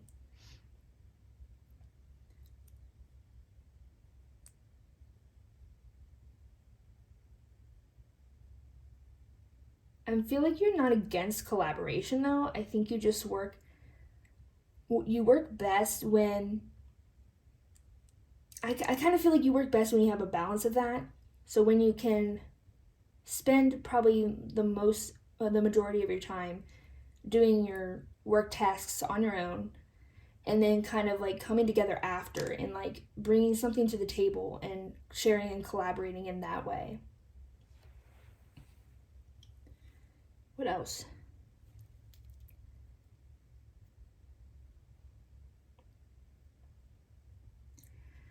I do feel like how I was saying that you look at the cup half empty, and normally we would equate that to like pessimism. But I actually feel like, and I kind of said this, but I actually feel like you're the opposite. I feel like you're quite optimistic, and I feel like even if you consider the glass to be half empty, you would still look at that as like in a positive light. I think you really are careful or like cognizant to take to make every situation benefit you, to make like just to find the silver linings in everything, and to really focus on that and focus on what it's like. If you're in a situation, any situation, you want to figure out what is the situation, what are the details of the situation, what are the positive aspects of the situation, and what are the negative aspects that I can change.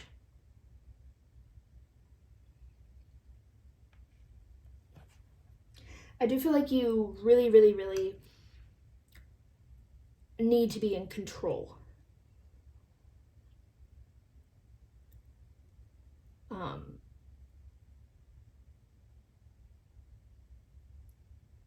Yeah.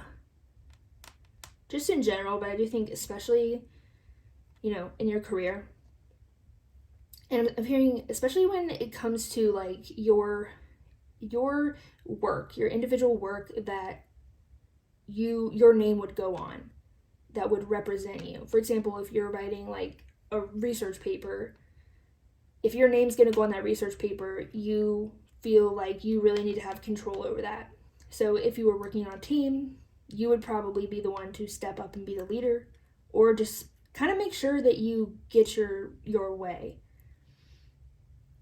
And I'm not meaning that in a negative sense. That sounds kind of bad, but I'm just saying you have a desire for things to be perfect, I think, and that you will do what you need to do to make it perfect. And I do think that is specifically pertaining to yourself. Like, I feel like if you were on a team, you would really be way more concerned about your individual work rather than like the project as a whole or the team as a whole. I think you'd really be concerned more about what is your contribution and how can you make your contribution the best it can be. Okay, so now my foot is asleep. That's so uncomfortable.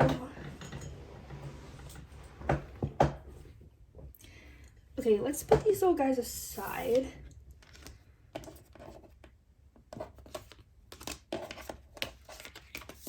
And so yeah, if that sounds like you and your interests and passions, then this is probably your group. So let's move on to, we are going to find out what career suits you. So first we're going to look at the general overview of what suits you. Let me just this way.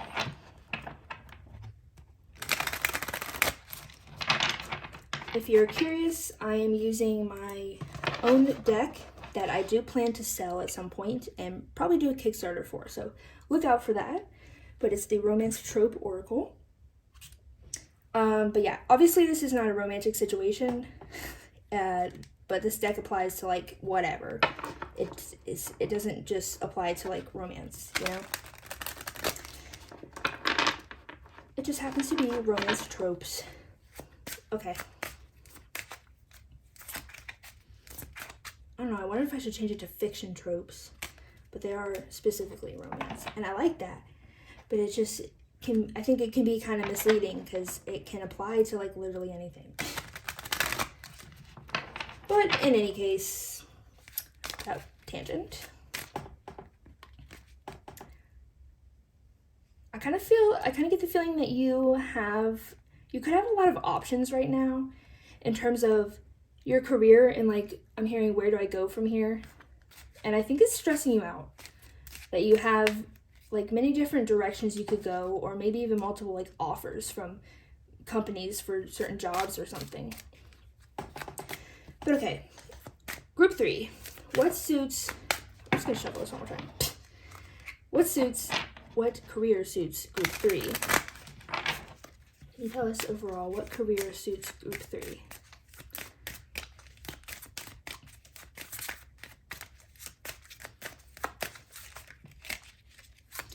What careers suits group 3?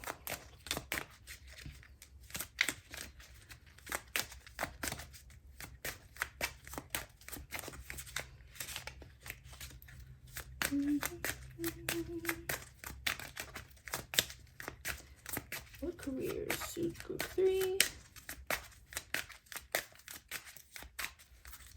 Cards, please. Don't make me have to pick them.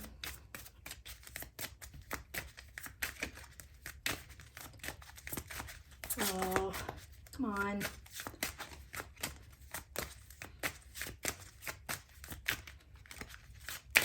I swear to God, sometimes the cards just take so long to come out. Sometimes they're super quick. I don't really get it. Sometimes they just take the damn sweet time.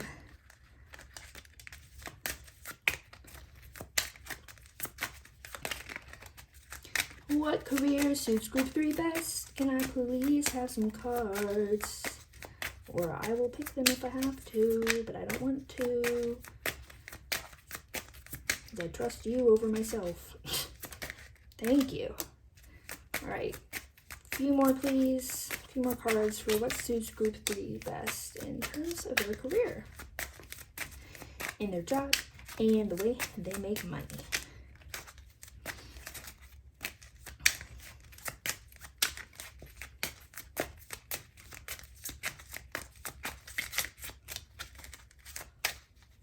We want this one. Okay, another blue one. Yeah, that makes sense. Because I feel like you are like a mind person. Thank you. I think you are comfortable living in your mind and like acting from your mind versus maybe like your heart or something. Like I was saying about logic and all that. So we want different things. In denial.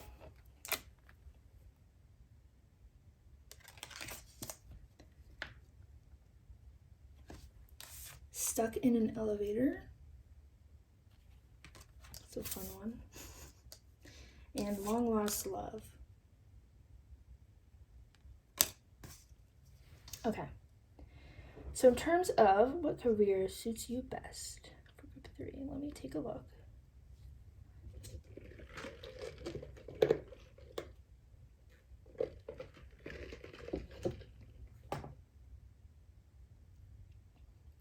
Well, they definitely think that what would suit you best is something that is really challenging, something that really challenges you.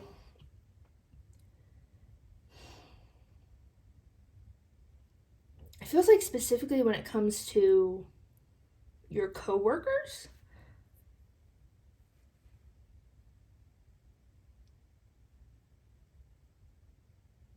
like I think they might be encouraging you to work on your cooperative skills, work on your team member skills.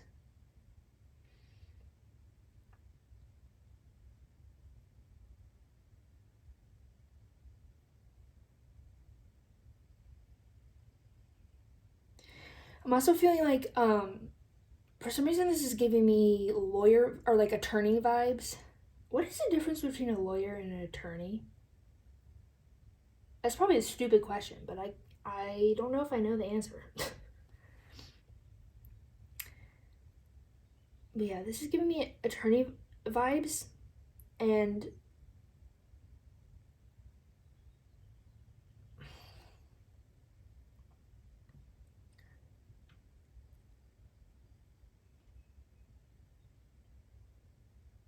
oh, I just realized I spelled energy wrong. I spelled it energy. Oh my god, energy.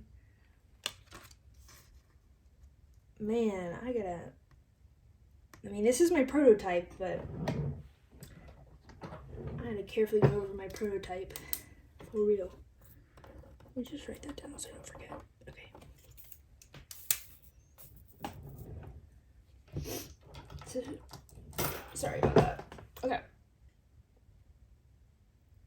What suits you best?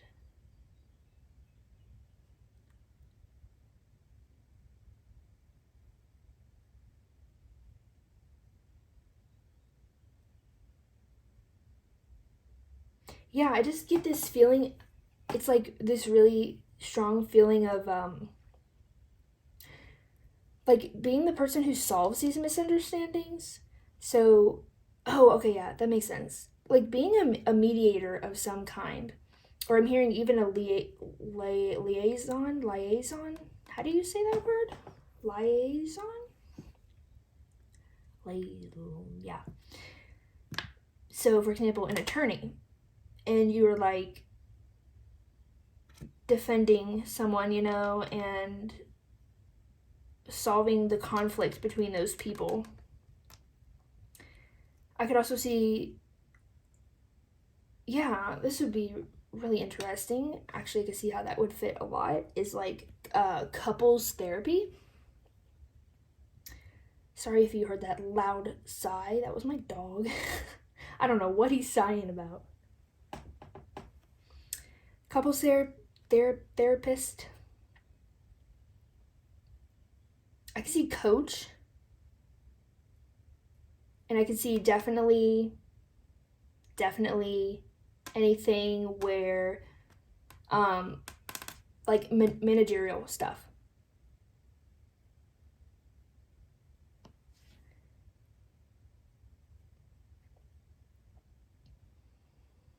Yeah. Really anything where you're like really where you're in a position where your peers or your coworkers or your employees or customers or whatever, the people around you in your career they have tension, conflicts, disagreements, things like that, where you would be the person in the position to handle that. So I could definitely see anything managerial. Also hearing like an interpreter, language interpreter. Yeah. What else?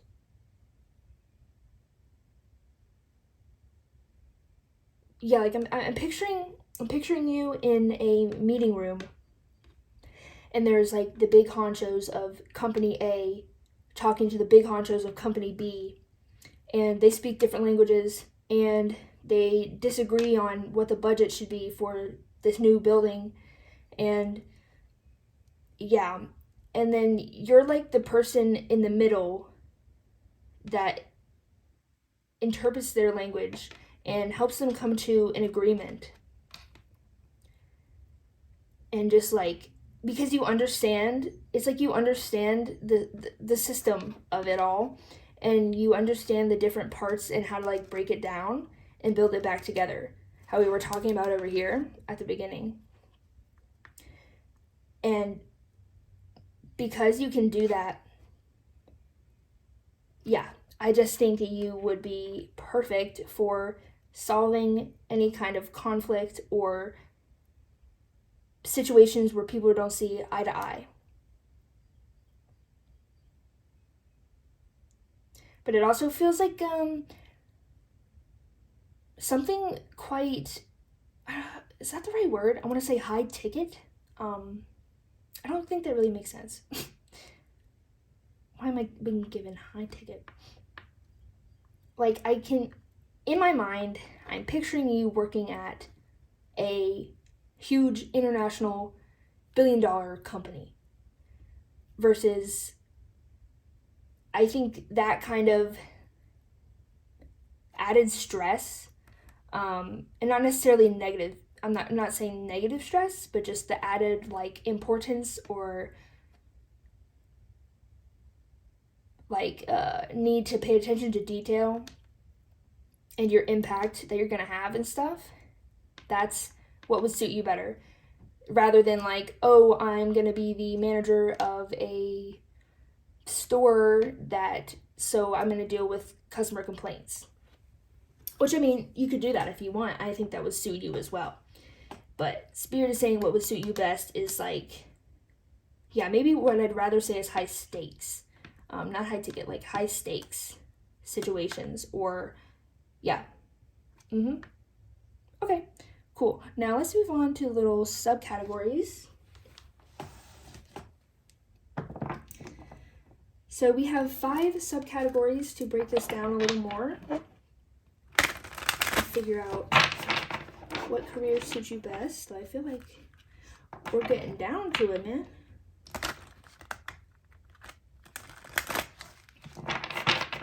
Yeah, if I had to like sum it all up in one word, mediator. Look for jobs that, well, I mean, do whatever you want. But if you want a job that will really suit you, look for jobs that you would be a mediator of some sort. Okay, so can we get a card to represent group threes? What would suit them best in terms of their lifestyle regarding their career? Yeah. Lifestyle and career. What would suit them best?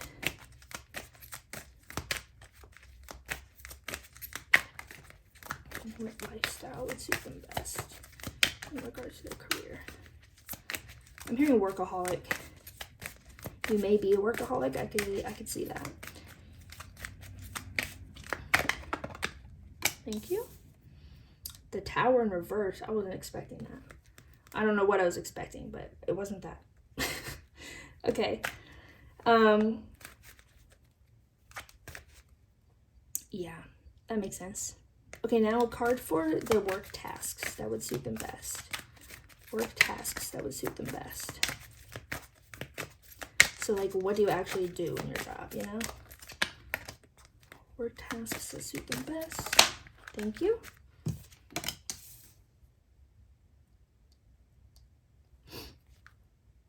And then education and training. What suit them best in their education or training or training?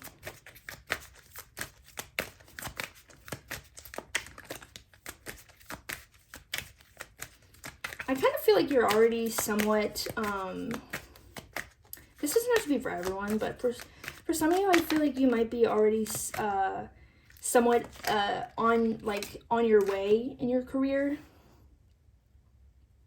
You might already be in the career you want to be in and kind of working up the ladder or whatever. Okay, and then their strengths that they should utilize in a career, which I feel like we talked about that a lot. But maybe there's more. Strengths they should utilize in their career for group 3. I mean, I guess we can take 2. Okay, and then lastly, freebie. What else would suit them in their career? Thank you.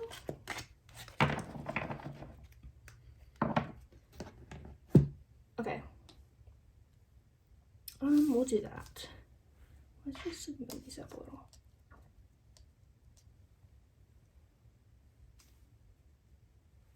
And make sure they're all in frame.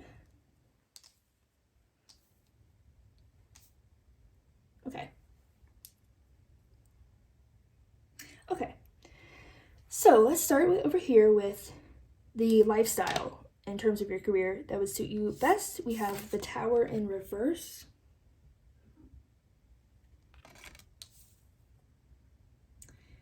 So let me look at this upright for a second.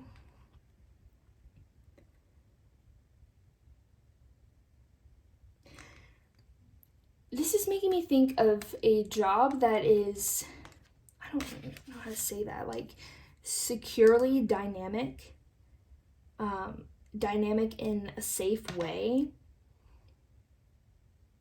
So it's kind of like, for example, maybe there's a lot of changes that happen in your job, but they're like predictable. Or, yeah, it's like challenging in the way that there are unforeseen circumstances, yet you've like prepared for the circumstances and they are to be expected or can be predicted. If that makes any sense, so you kind of know what to do. Yeah.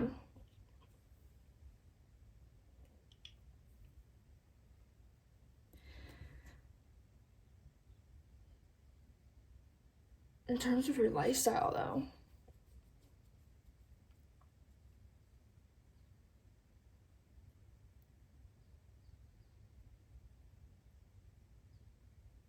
I feel like it's something that will push you to a higher level financially.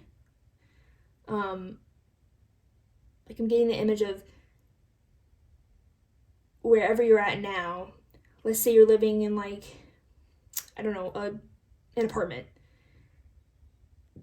The job and lifestyle that would suit you best is like doing a job that's really high paid so that you can buy a house or like a mansion even, or yeah, so that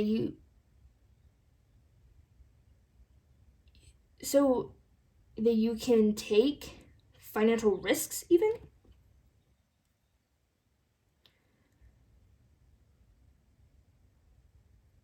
No. Kind of, but it's more just so that you have financial security.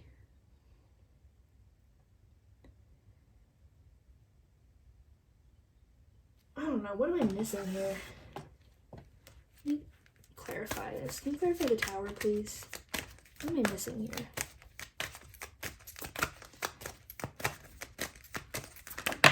Thank you. We have the 4 of Wands. Was that upright or reversed? Upright, okay. That's out of frame. Let me put it here for a minute.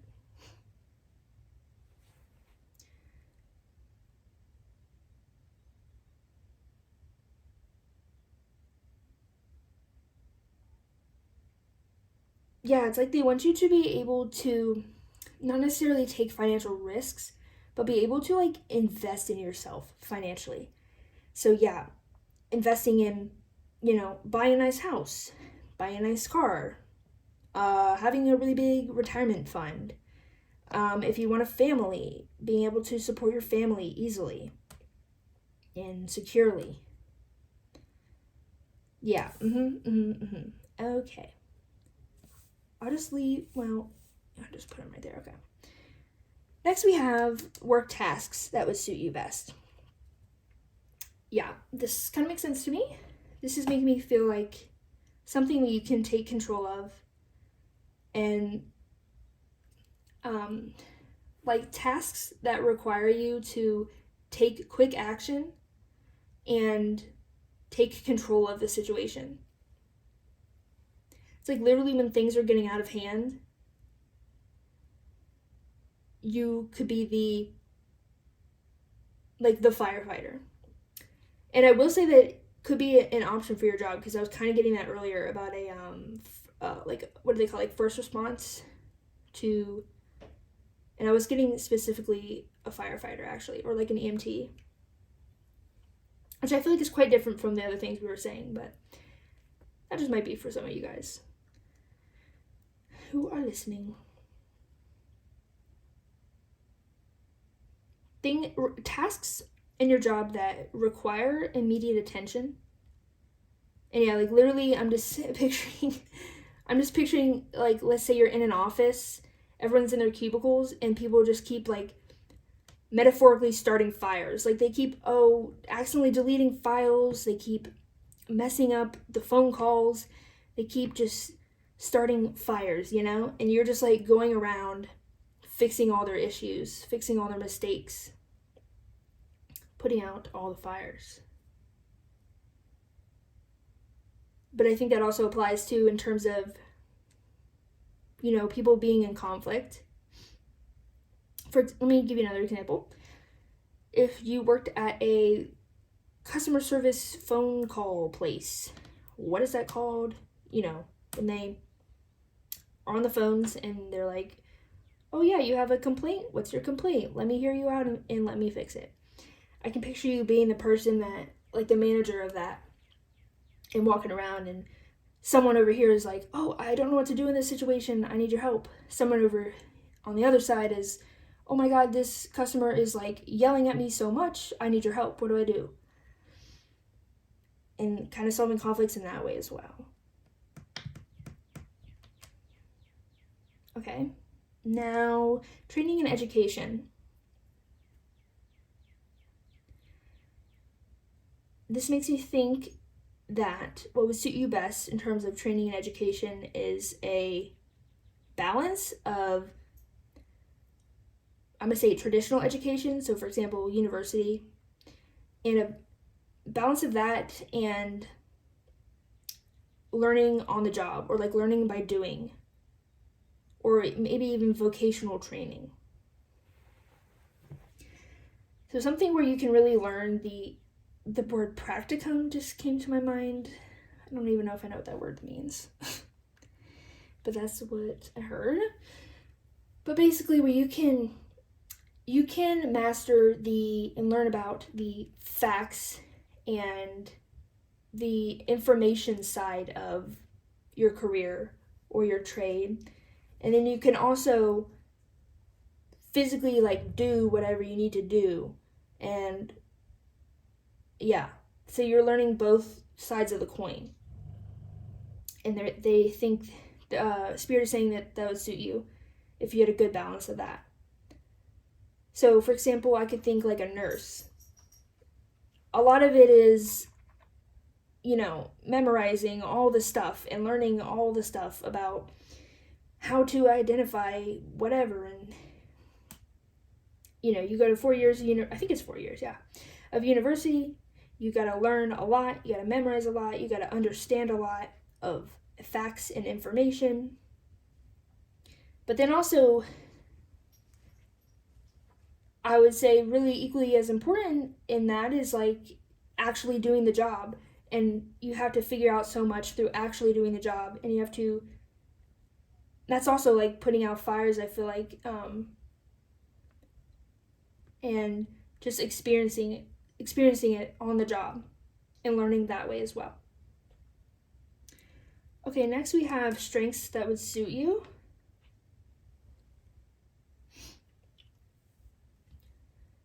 This makes me think of like structures, you know, and systems. Oh wait, we also have did I show you these cards? Let me show you these cards. Here's the Ace of Wands. Here's Justice, which is what we had for training and education. I don't think I even said that. And then for strengths you should utilize, we have the Hierophant with the Knight of Cups reversed.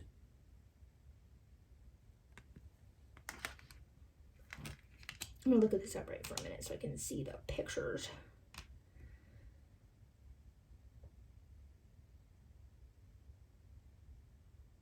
Yeah, it just makes me think something, the strengths you should utilize. The strengths you should utilize is kind of like, rather than using your emotions directly, you should use your knowledge about emotions. So I would say, like, yeah, your emotional intelligence. For example, if you are solving conflicts between people, you should, rather than like rather than being ooey gooey, sympathetic, oh, how can I help you, like, I'm so sorry, they more are saying that your strength is like knowing how other people feel and how best to handle how they feel. So rather than that, you would more be like, oh, I understand that you are probably feeling very frustrated right now. How can I help you? Here are the things I can do. And just a very, yeah, it's like a logical spin on emotions. Looking at emotions from a logical standpoint, looking at it from like your mind rather than your heart. Which I definitely said something about that earlier. And also, yeah, something where you can, or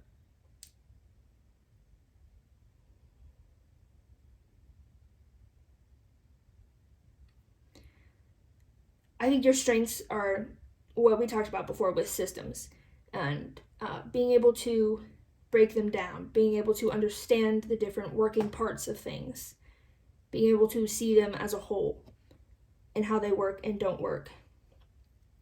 And yeah, so those two things they're saying. And it's also like really about also, I think, how the system of humans, like, yeah, the system of how a company works or something, or how a certain thing in technology works, but they're also emphasizing how humans work and how they work together and how they don't work well together and how they have conflicts and how to solve that and all that. Okay, and then we have the freebie, which is just spirits, whatever they want to say. We have the Six of Cups. I mean, that just really makes me think that what would suit you best is something you enjoy. Something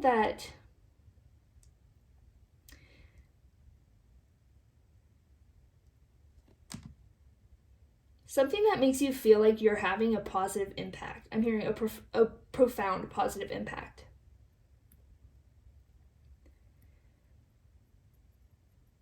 And something that, how do I say that? Feeds your, it's like, feeds your mental needs.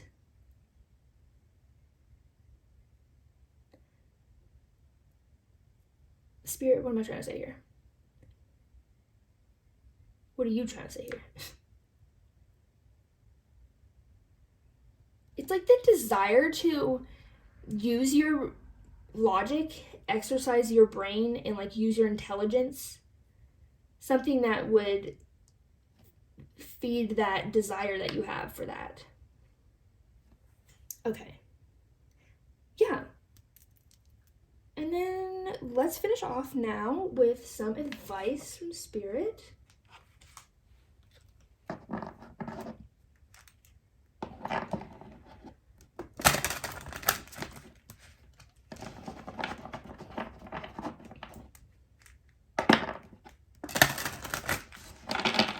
Do one more this way.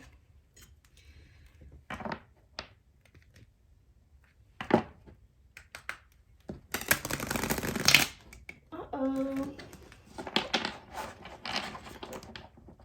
yeah, I could see people in this group being kind of split in two ways. I feel like there are more of you that would go the route of working in a big company, using your intelligence, be a mediator, and then like the other side of the group, I think, would be more along the lines of focusing on meeting people's emotional needs, being something like an EMT, first response,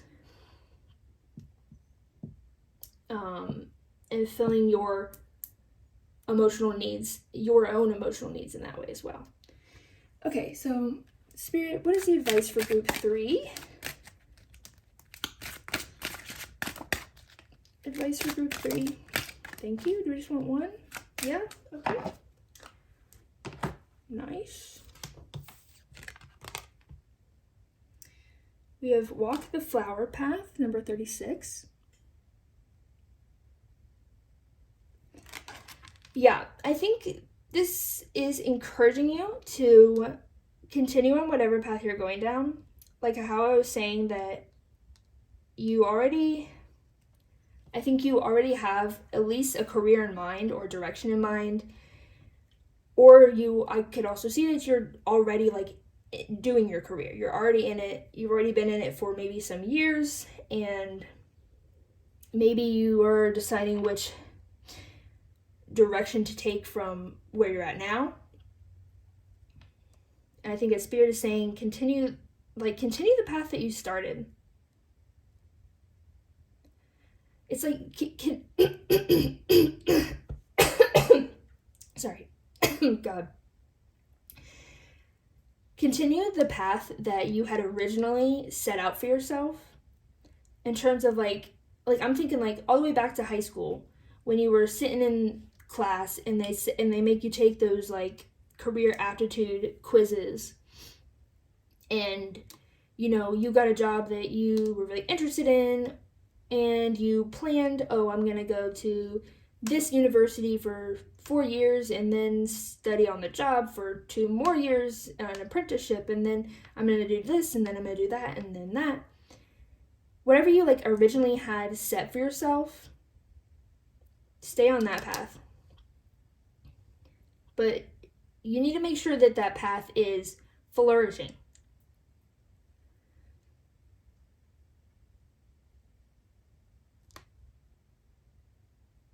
I think they are encouraging you though. Like I kind of get the feeling that maybe you are considering switching things up because things are not flourishing.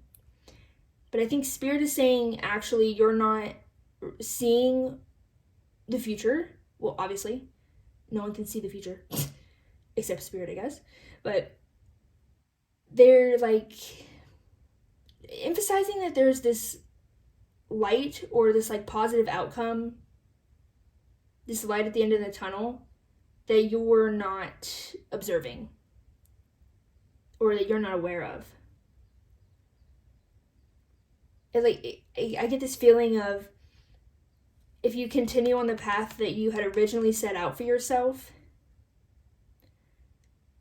that it's like any moment now that light's gonna like turn on and come shining down, and all these, you're gonna look at the ground and be like, oh, I didn't know there was a bunch of beautiful flowers at my feet. I thought I was just walking in like dirt and grass. So yeah, stay true to your vision and continue on that path you originally had set for yourself. Okay, I think that's all I'm seeing for you today. I hope you enjoyed this reading and it offered you some clarity. Let me know how it resonated in the comments and what careers you are doing or considering doing. I would be very interested to hear that. And yeah, don't forget to give this video a like and subscribe to my channel if that's something you want to do. And I will see you in the next video. Bye-bye! Hello Group 4 and welcome to your reading. If you chose this Canadian dollar, this will be your reading.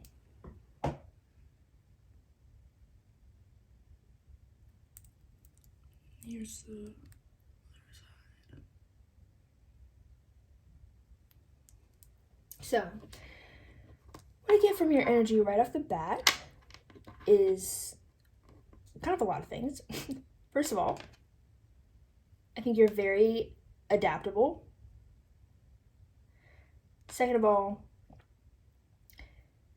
I did get a really anxious feeling from your group, or I want to say even like frenzied energy. I think that the feeling that I'm getting is that you have, in terms of your career, you have set your goals or like set your sights so high that you're afraid you can't reach it. Or maybe you're just afraid like it'll just take too long.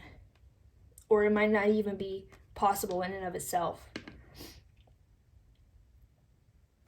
I feel like it mostly is in terms of time, though it could also be just like, oh, that job is really hard to get kind of feeling. And I think you were kind of looking elsewhere, and you might even be, yeah, I could see you literally like swimming up a different stream and like kind of changing your mind and thinking, okay, I need to change my route.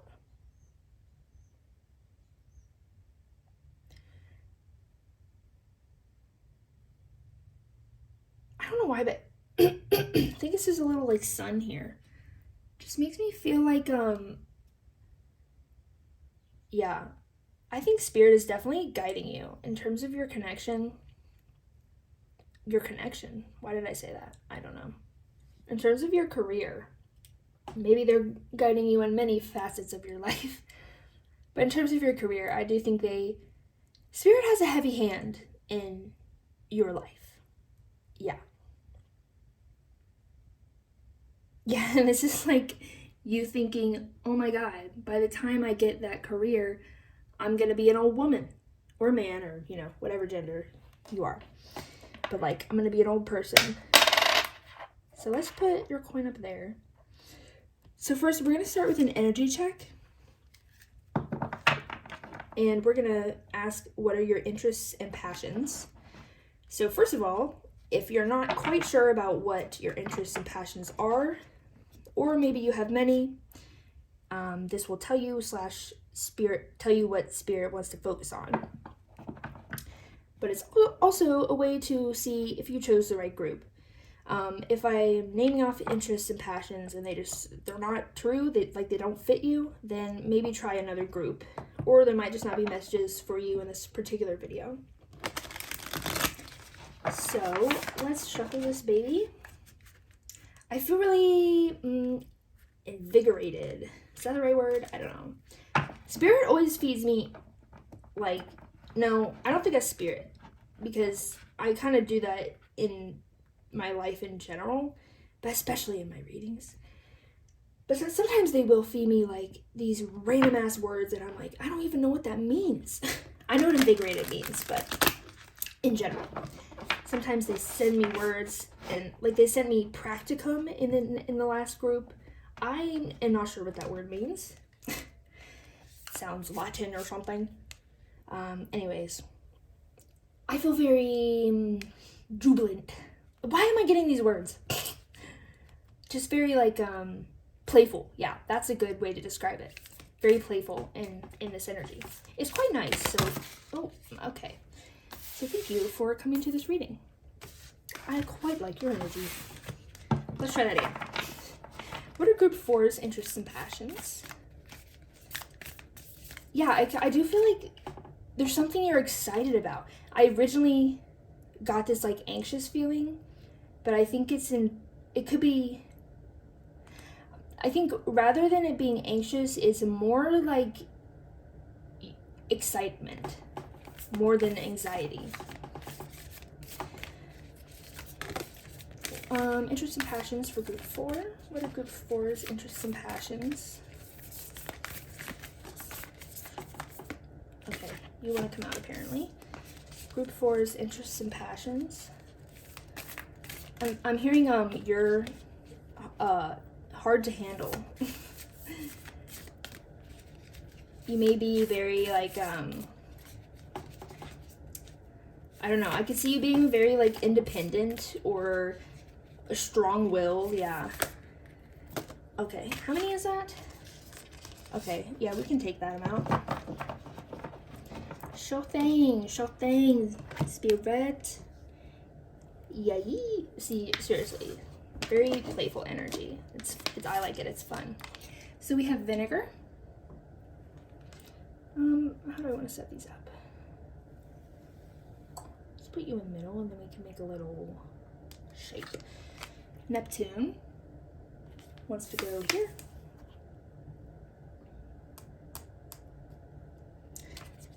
Smoke. No, actually, apparently this wants to go in the middle, so we will do that. Then we have rotation. Interesting. And the despicable face. How intriguing. It's in frame. Perfect.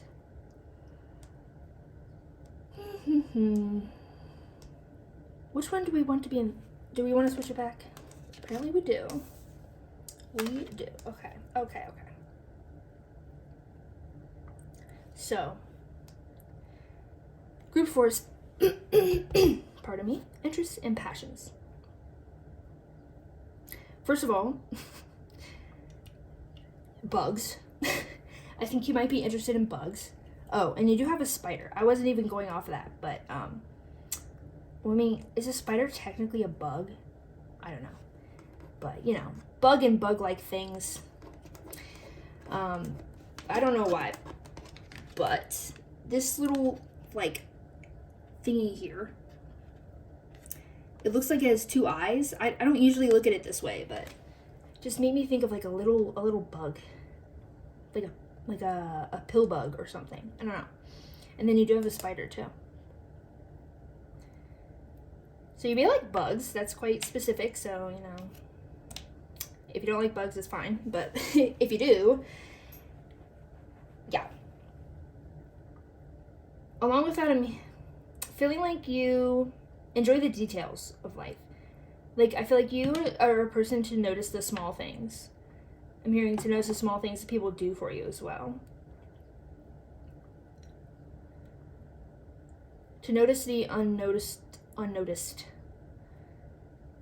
Like, you will notice things that most people will not notice. You have extreme attention to detail. Because the details really interest you. That also kind of gives me the feeling, I feel like you're not great at looking at the big picture. I mean, like we were talking about here. Yeah, I think looking at the big picture, or even looking at things like long-term plans, I think is not your forte.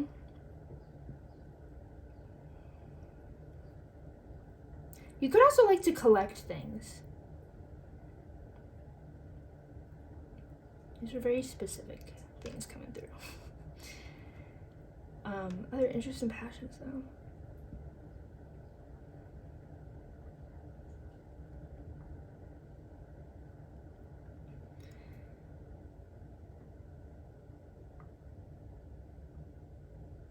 I think why am I getting like such specific random things? I think you also might really like sour things, sour flavors, or like acidic flavors. Yeah, acidic and sour flavors.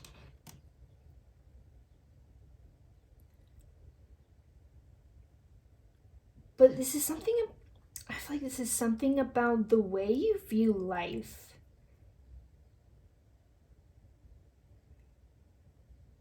I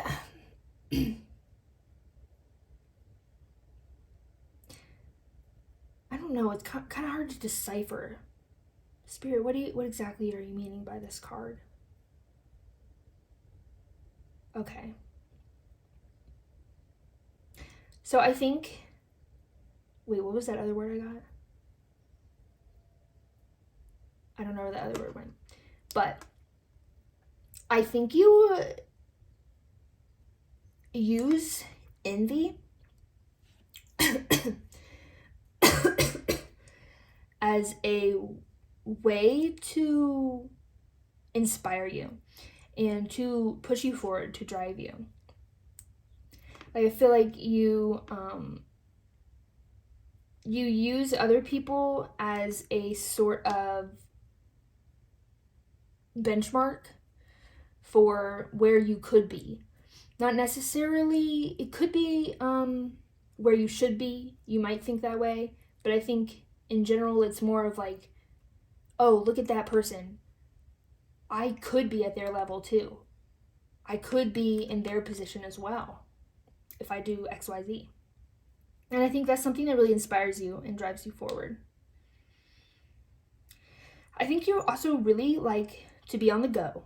Like, rotation, makes me think of car wheels. And just like to always keep the ball moving. Like, I feel like you like to be on top of things and you like to always be on the go and never complacent. Especially in terms of your work. I would imagine that if you had any deadlines, you turn in the assignment like way before the deadline is. And you, on top of that, study for the test and prepare for the next assignment. Yeah, it was like this feeling of like being very on top of things.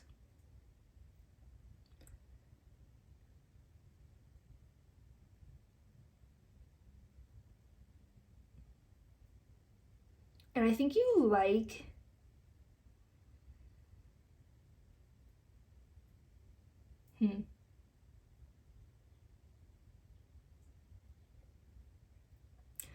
I think you like things that are mysterious, and I'm hearing uncommon. Yeah, kind of about like that collectibles and the bugs and such. Kind of makes me think that as well. You like things that are uncommon, and I feel like you actually kind of like life to be a mystery in a sort of way.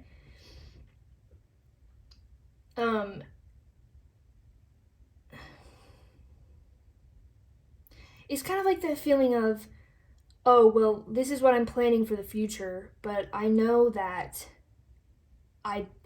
the future could always change, and it's more the feeling of, oh, well, I could always get better than what I planned for. Or I could always get something different that I would like more.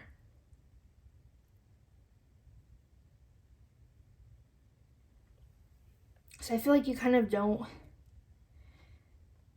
like, if you are into tarot, you're watching a tarot video,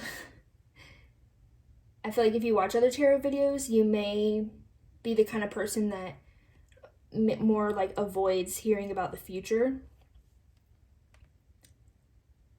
Which is kind of good because this is a tangent, but telling the future can be really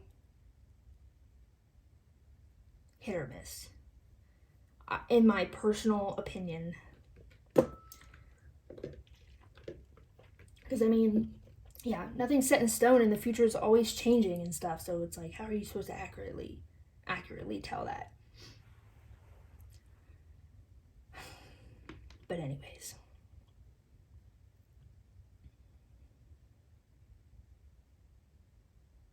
Yeah, I do feel like you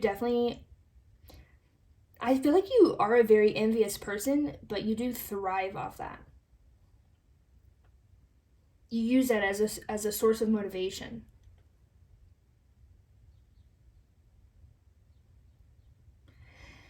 Okay, and I do feel like I might have already said this, but you feel this pressure and anxiety and excitement to achieve your career goals. Like, I'll use myself as an example. I have always really wanted to have my own business. And especially when I first came out of high school, I decided not to go to college, and I felt like through looking at social media and everything, I felt like, oh, well, it's definitely, not that it was easy, but it's definitely doable to have my own business. And I also felt like this real urgency to like get a business running up quickly and being able to support myself quickly. And like, no, it's 4 years later and I still don't have a business. I have things in the works and whatever, but I just felt like I had to be at that, I had to be successful so quickly. And I feel like you might think that too. That you have to reach like a certain level of success or certain indications of success. And that you feel an urgency to do that like now, right now.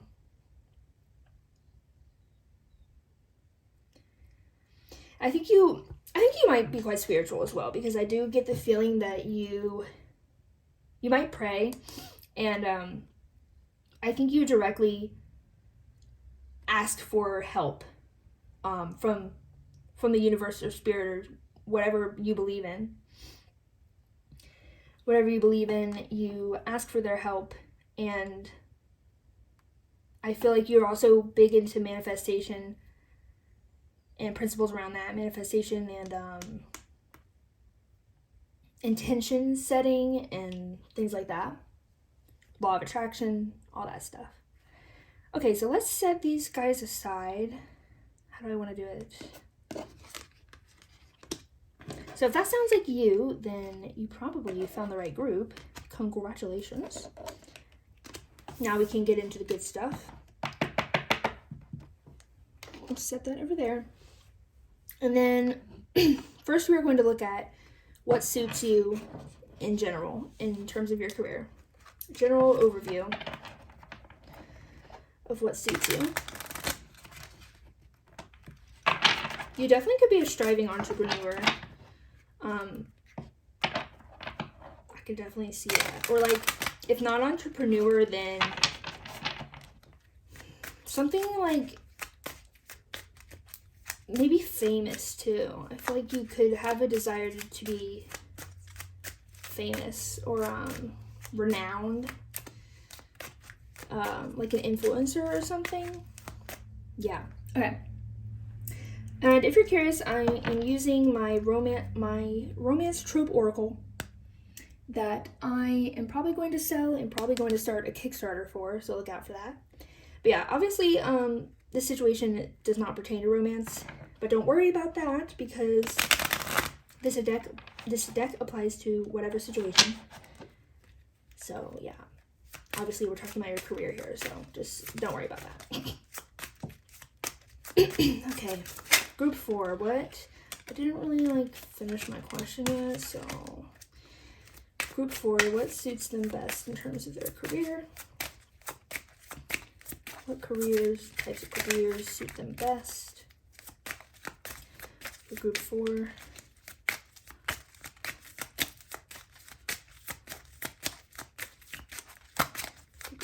Group 4. What suits them best? I'll take that one. Yeah, I did get the feeling that Spirit wants to say a lot. So, yeah, that kind of shows that I was right. They're like, we got a lot to say.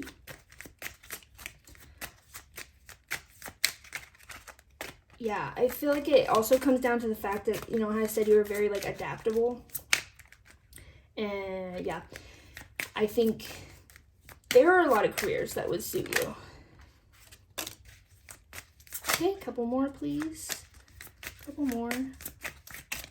What career suits them best? Thank you. And one more. Thank you very much. I wonder if we'll get a yellow card. Okay, so we got, yellow card, which represents my spiritual, the spiritual realm. So we have honorable marriage. I knew we were going to have at least one yellow card come out. Then we have single parent.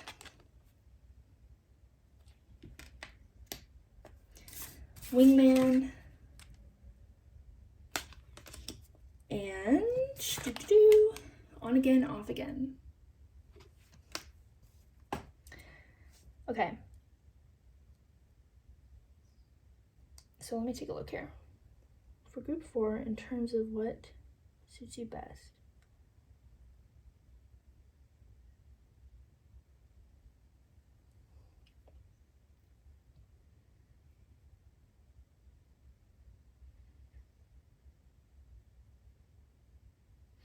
I feel like they're saying whatever this goal you had that you have transitioned away from or considering transitioning away from. And I think you have probably done this multiple times. Like with this on again, off again, I feel like this is like an idea or like a job or career or path that you like always come back to, you know? You may go off and do other things or get distracted by other things or feel like you need to do other things, but it's kind of like you always come back to this idea. And they're saying that's really going to suit you, and they're also saying like with that,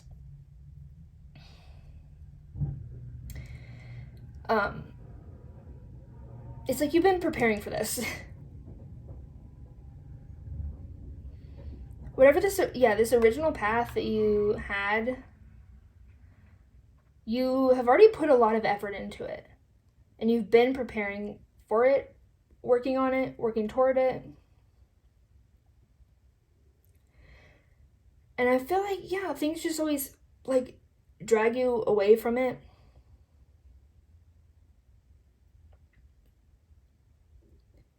This really makes me think of myself because I'll use the entrepreneurship example again. There's one idea, well, even the whole concept of entrepreneurship in general is something I always come back to. And I get distracted by, you know, all these other different paths and like I have to prioritize the fact that I have to make money now. But I always come back to entrepreneurship. And like certain ideas that I had of businesses, I always come back to those certain things.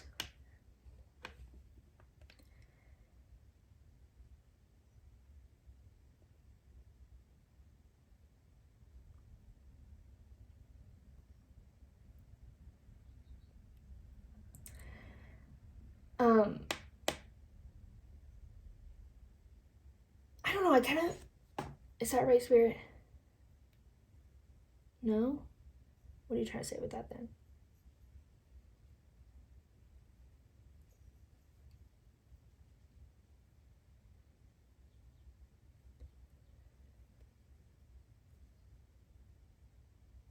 What else?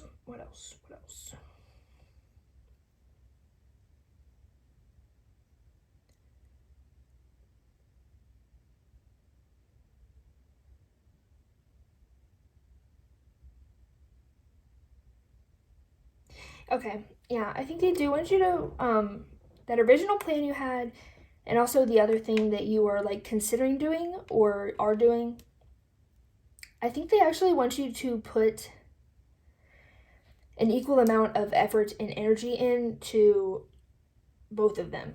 Because I think that this is making me think that, your original plan is something, yeah, like we said earlier, that's hard to reach or just could take a long time to be successful in. And this other thing that you're doing or looking to do is something that will provide you financial security right now.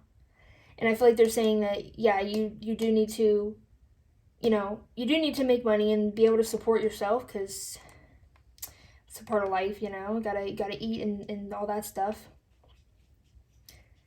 Oh, okay, yeah. And I feel like they do want you to focus on that. But I think it's something you don't really, it's not something that, like, excites you. It's not something that is, you might even be, like, bored with whatever, like, job you're gonna go do now or you are doing now. But it's just, like, a way to make money, and they want you to continue to prepare for that original plan.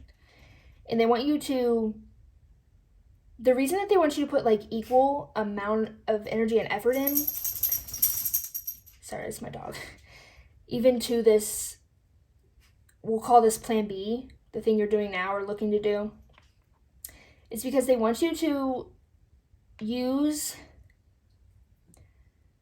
use that plan B to leverage plan A, that original plan. For example, if you are, maybe you are working as a server to make money because you just need money now. But what you really want to do is have a beauty brand. Then in that case, they want you to put a lot of effort into both. They want you to put a lot of effort into, Jax, be quiet, into the thing that you really want to do. They also want you to put a lot of effort into this plan B because the plan B will allow you to do plan A. So for example, if you like work a lot and serve a lot and you get a lot of tips and you like save up and then you use what you save to start that beauty brand. Okay, so let's move on. What are you doing, Jax? He's so cute. Okay. We're going to get into the details now.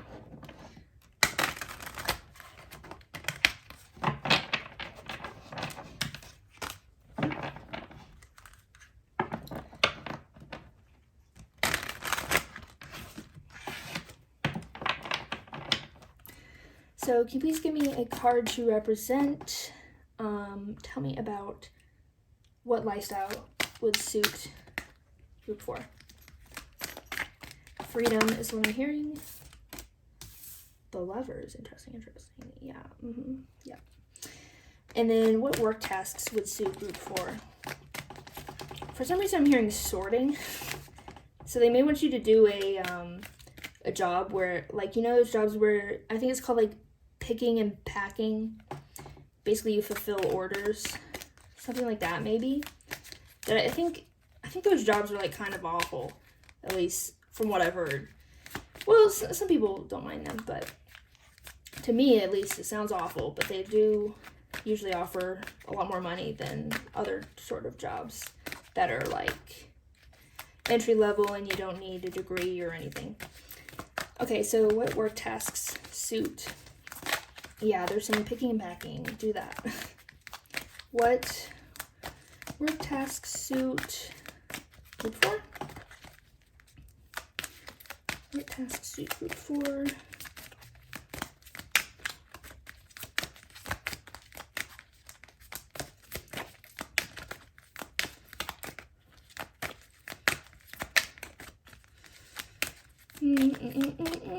There's gotta be more than that.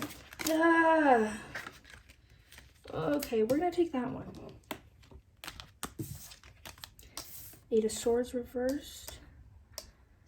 Okay, now let's move this over. What training and education suits group 4 best? Thank you. That would be the Fool reversed. Yeah, that makes sense. What strengths should they utilize? Which strengths should they utilize in their career? Group 4.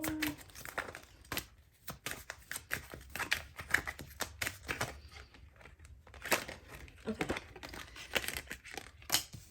And lastly, what else do you want to touch on? That was quick. Okay. So,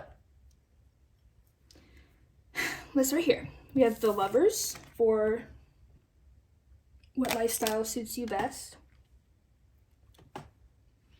Literally, freedom. They don't want you to be tied down. Well, this is, they're saying what will suit you best. Something that will not tie you down. Specifically, I'm seeing to a location or to like a way of living. Like a restricting routine. Yeah, I mean, that's just pretty straightforward.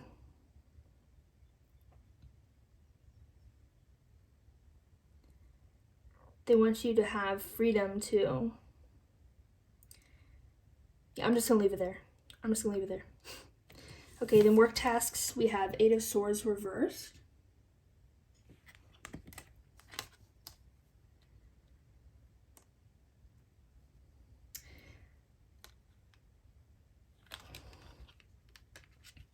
It's like something you can pour your heart and soul into. Something that is long term. That, like, the tasks that you do shouldn't be like little one-off things. It should be like things that really benefit you long term, or for example, if it's a business, things that benefit the business long term, or things that just like take a lot of effort and time, and that you really like have to like work on over a period of time and perfect and improve. And yeah. And I'm hearing like impact. So like tasks that are gonna have an impact. They're gonna have a substantial impact on, for example, your business or whatever company you're working for, or your life in general.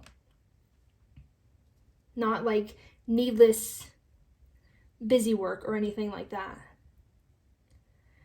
Okay, then for training and education, we have the Fool reversed.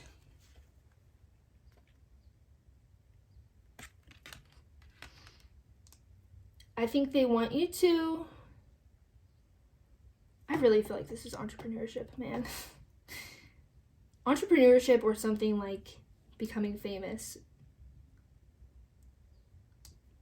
or a certain skill that you have.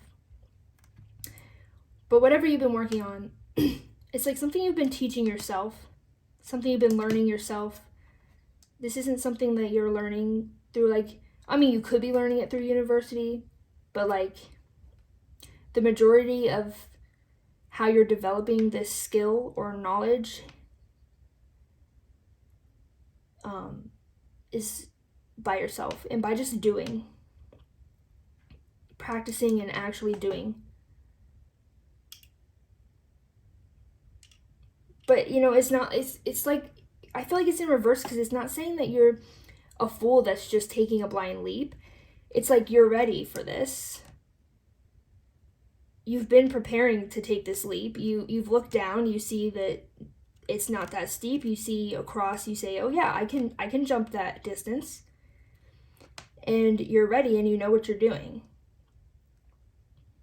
You don't need anyone else's assistance.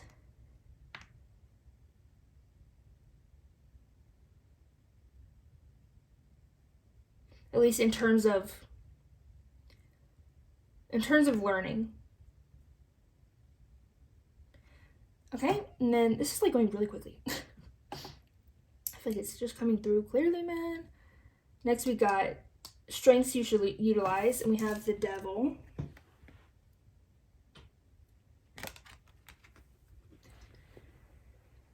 This makes me think that you kind of like that adaptable energy, I guess. I feel like you have a very like flexible mind, and I feel like you can look at things and examine things from all different kinds of angles and all different like points of views. Like, this is making me think, for example, marketing. It's like the strength that you would have in terms of that is you know exactly what your consumers want to see, and exactly like what kind of ads you should run so that they'll buy the product. And I think this kind of comes from that like that envious nature of like studying others and studying their success and studying how you can also get there. I think you're definitely a learner by doing. You definitely learn by doing.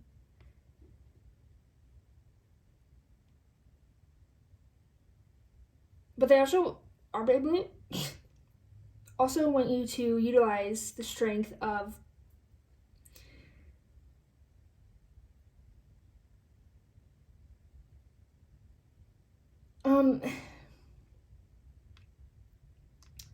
it's like, I don't know, just that intense desire to go after whatever you want to go after. They want you to utilize that because that is a strength. You have this like fashion. Okay, maybe you're into fashion. I meant to say passion. You have this like passion and like even temptation to like take those risks or really go for it. Yeah. I like this guy's horns. That is so random, but I like them. Is he an antelope? No, he's a devil, I guess. Or kind of goaty. Anyways. And then we have the Princess of Pentacles in reverse for what just extra thing Spirit wanted to touch on.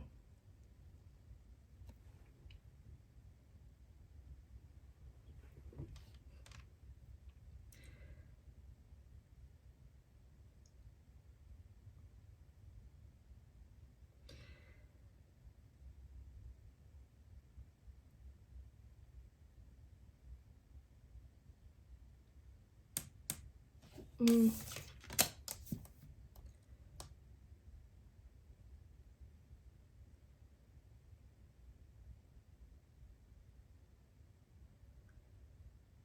need to clarify this. I don't know what I'm getting from that. I'm not so clear. Can you clarify the Princess of Pentacles, please? Clarify the Princess of Pentacles. Thank you. Five of Wands. Okay, yeah.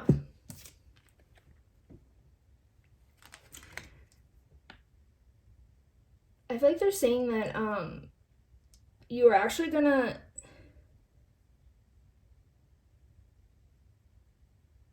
what's gonna suit you is not being handed things easily in terms of money specifically.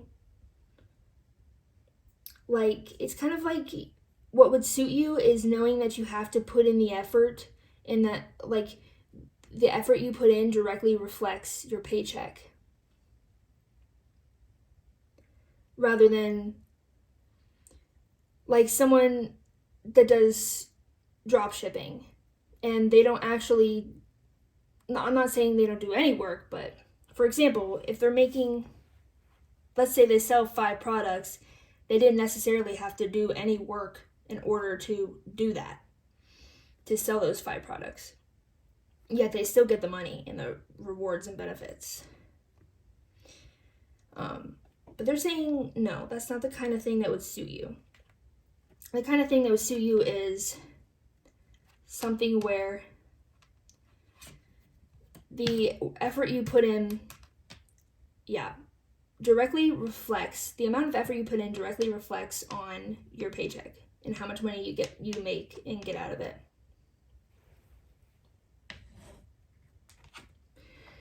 Okay, so now let's just ask Spirit for some advice. Finish off here. I'll get a few. I kind of feel like you need advice more than the other groups.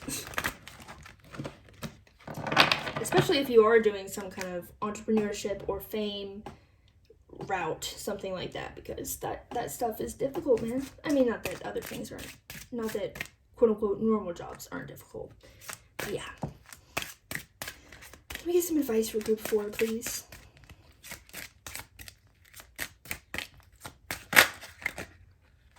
Hold on, don't all spill. Thank you. Threw that out aggressively. More advice for group 4. More advice for group 4. Thank you. Maybe one more. I don't want to give them some more advice. Let's do one more.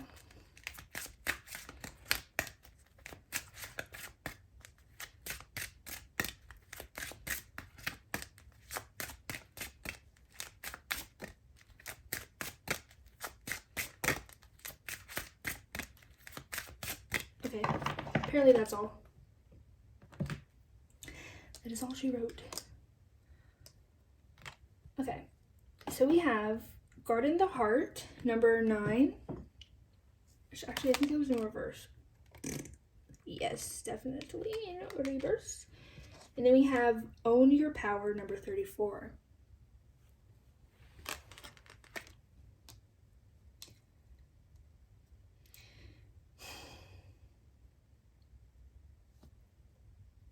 I feel like they're wanting you to be practical. They're wanting you to be practical and focus on how exactly can you... It's like not to ignore your heart. Like, this is giving me the feeling that whatever you need to do right now to make money right now, but that's not like your ultimate plan, you may not really like it, or you may be bored with it, or you might just not be passionate about it. And they don't want you to like ignore that fact, but they want you to be practical and think, yeah, I have to do this now so that later I can do blank. It's kind of, it kind of feels like you're saving up your passion for like what you really want to put it towards. And you're saving up your passion for like a later date.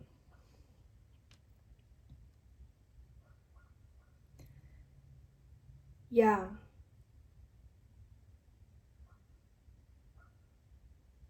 They just want you to put your heart in. When you put your heart into your work, put it into that ultimate plan. So, yeah. If the job you're doing right now just to get money, or whatever you're doing right now just to get money, if you don't really like it and it's kind of boring and whatever, that's what their advice is to do that.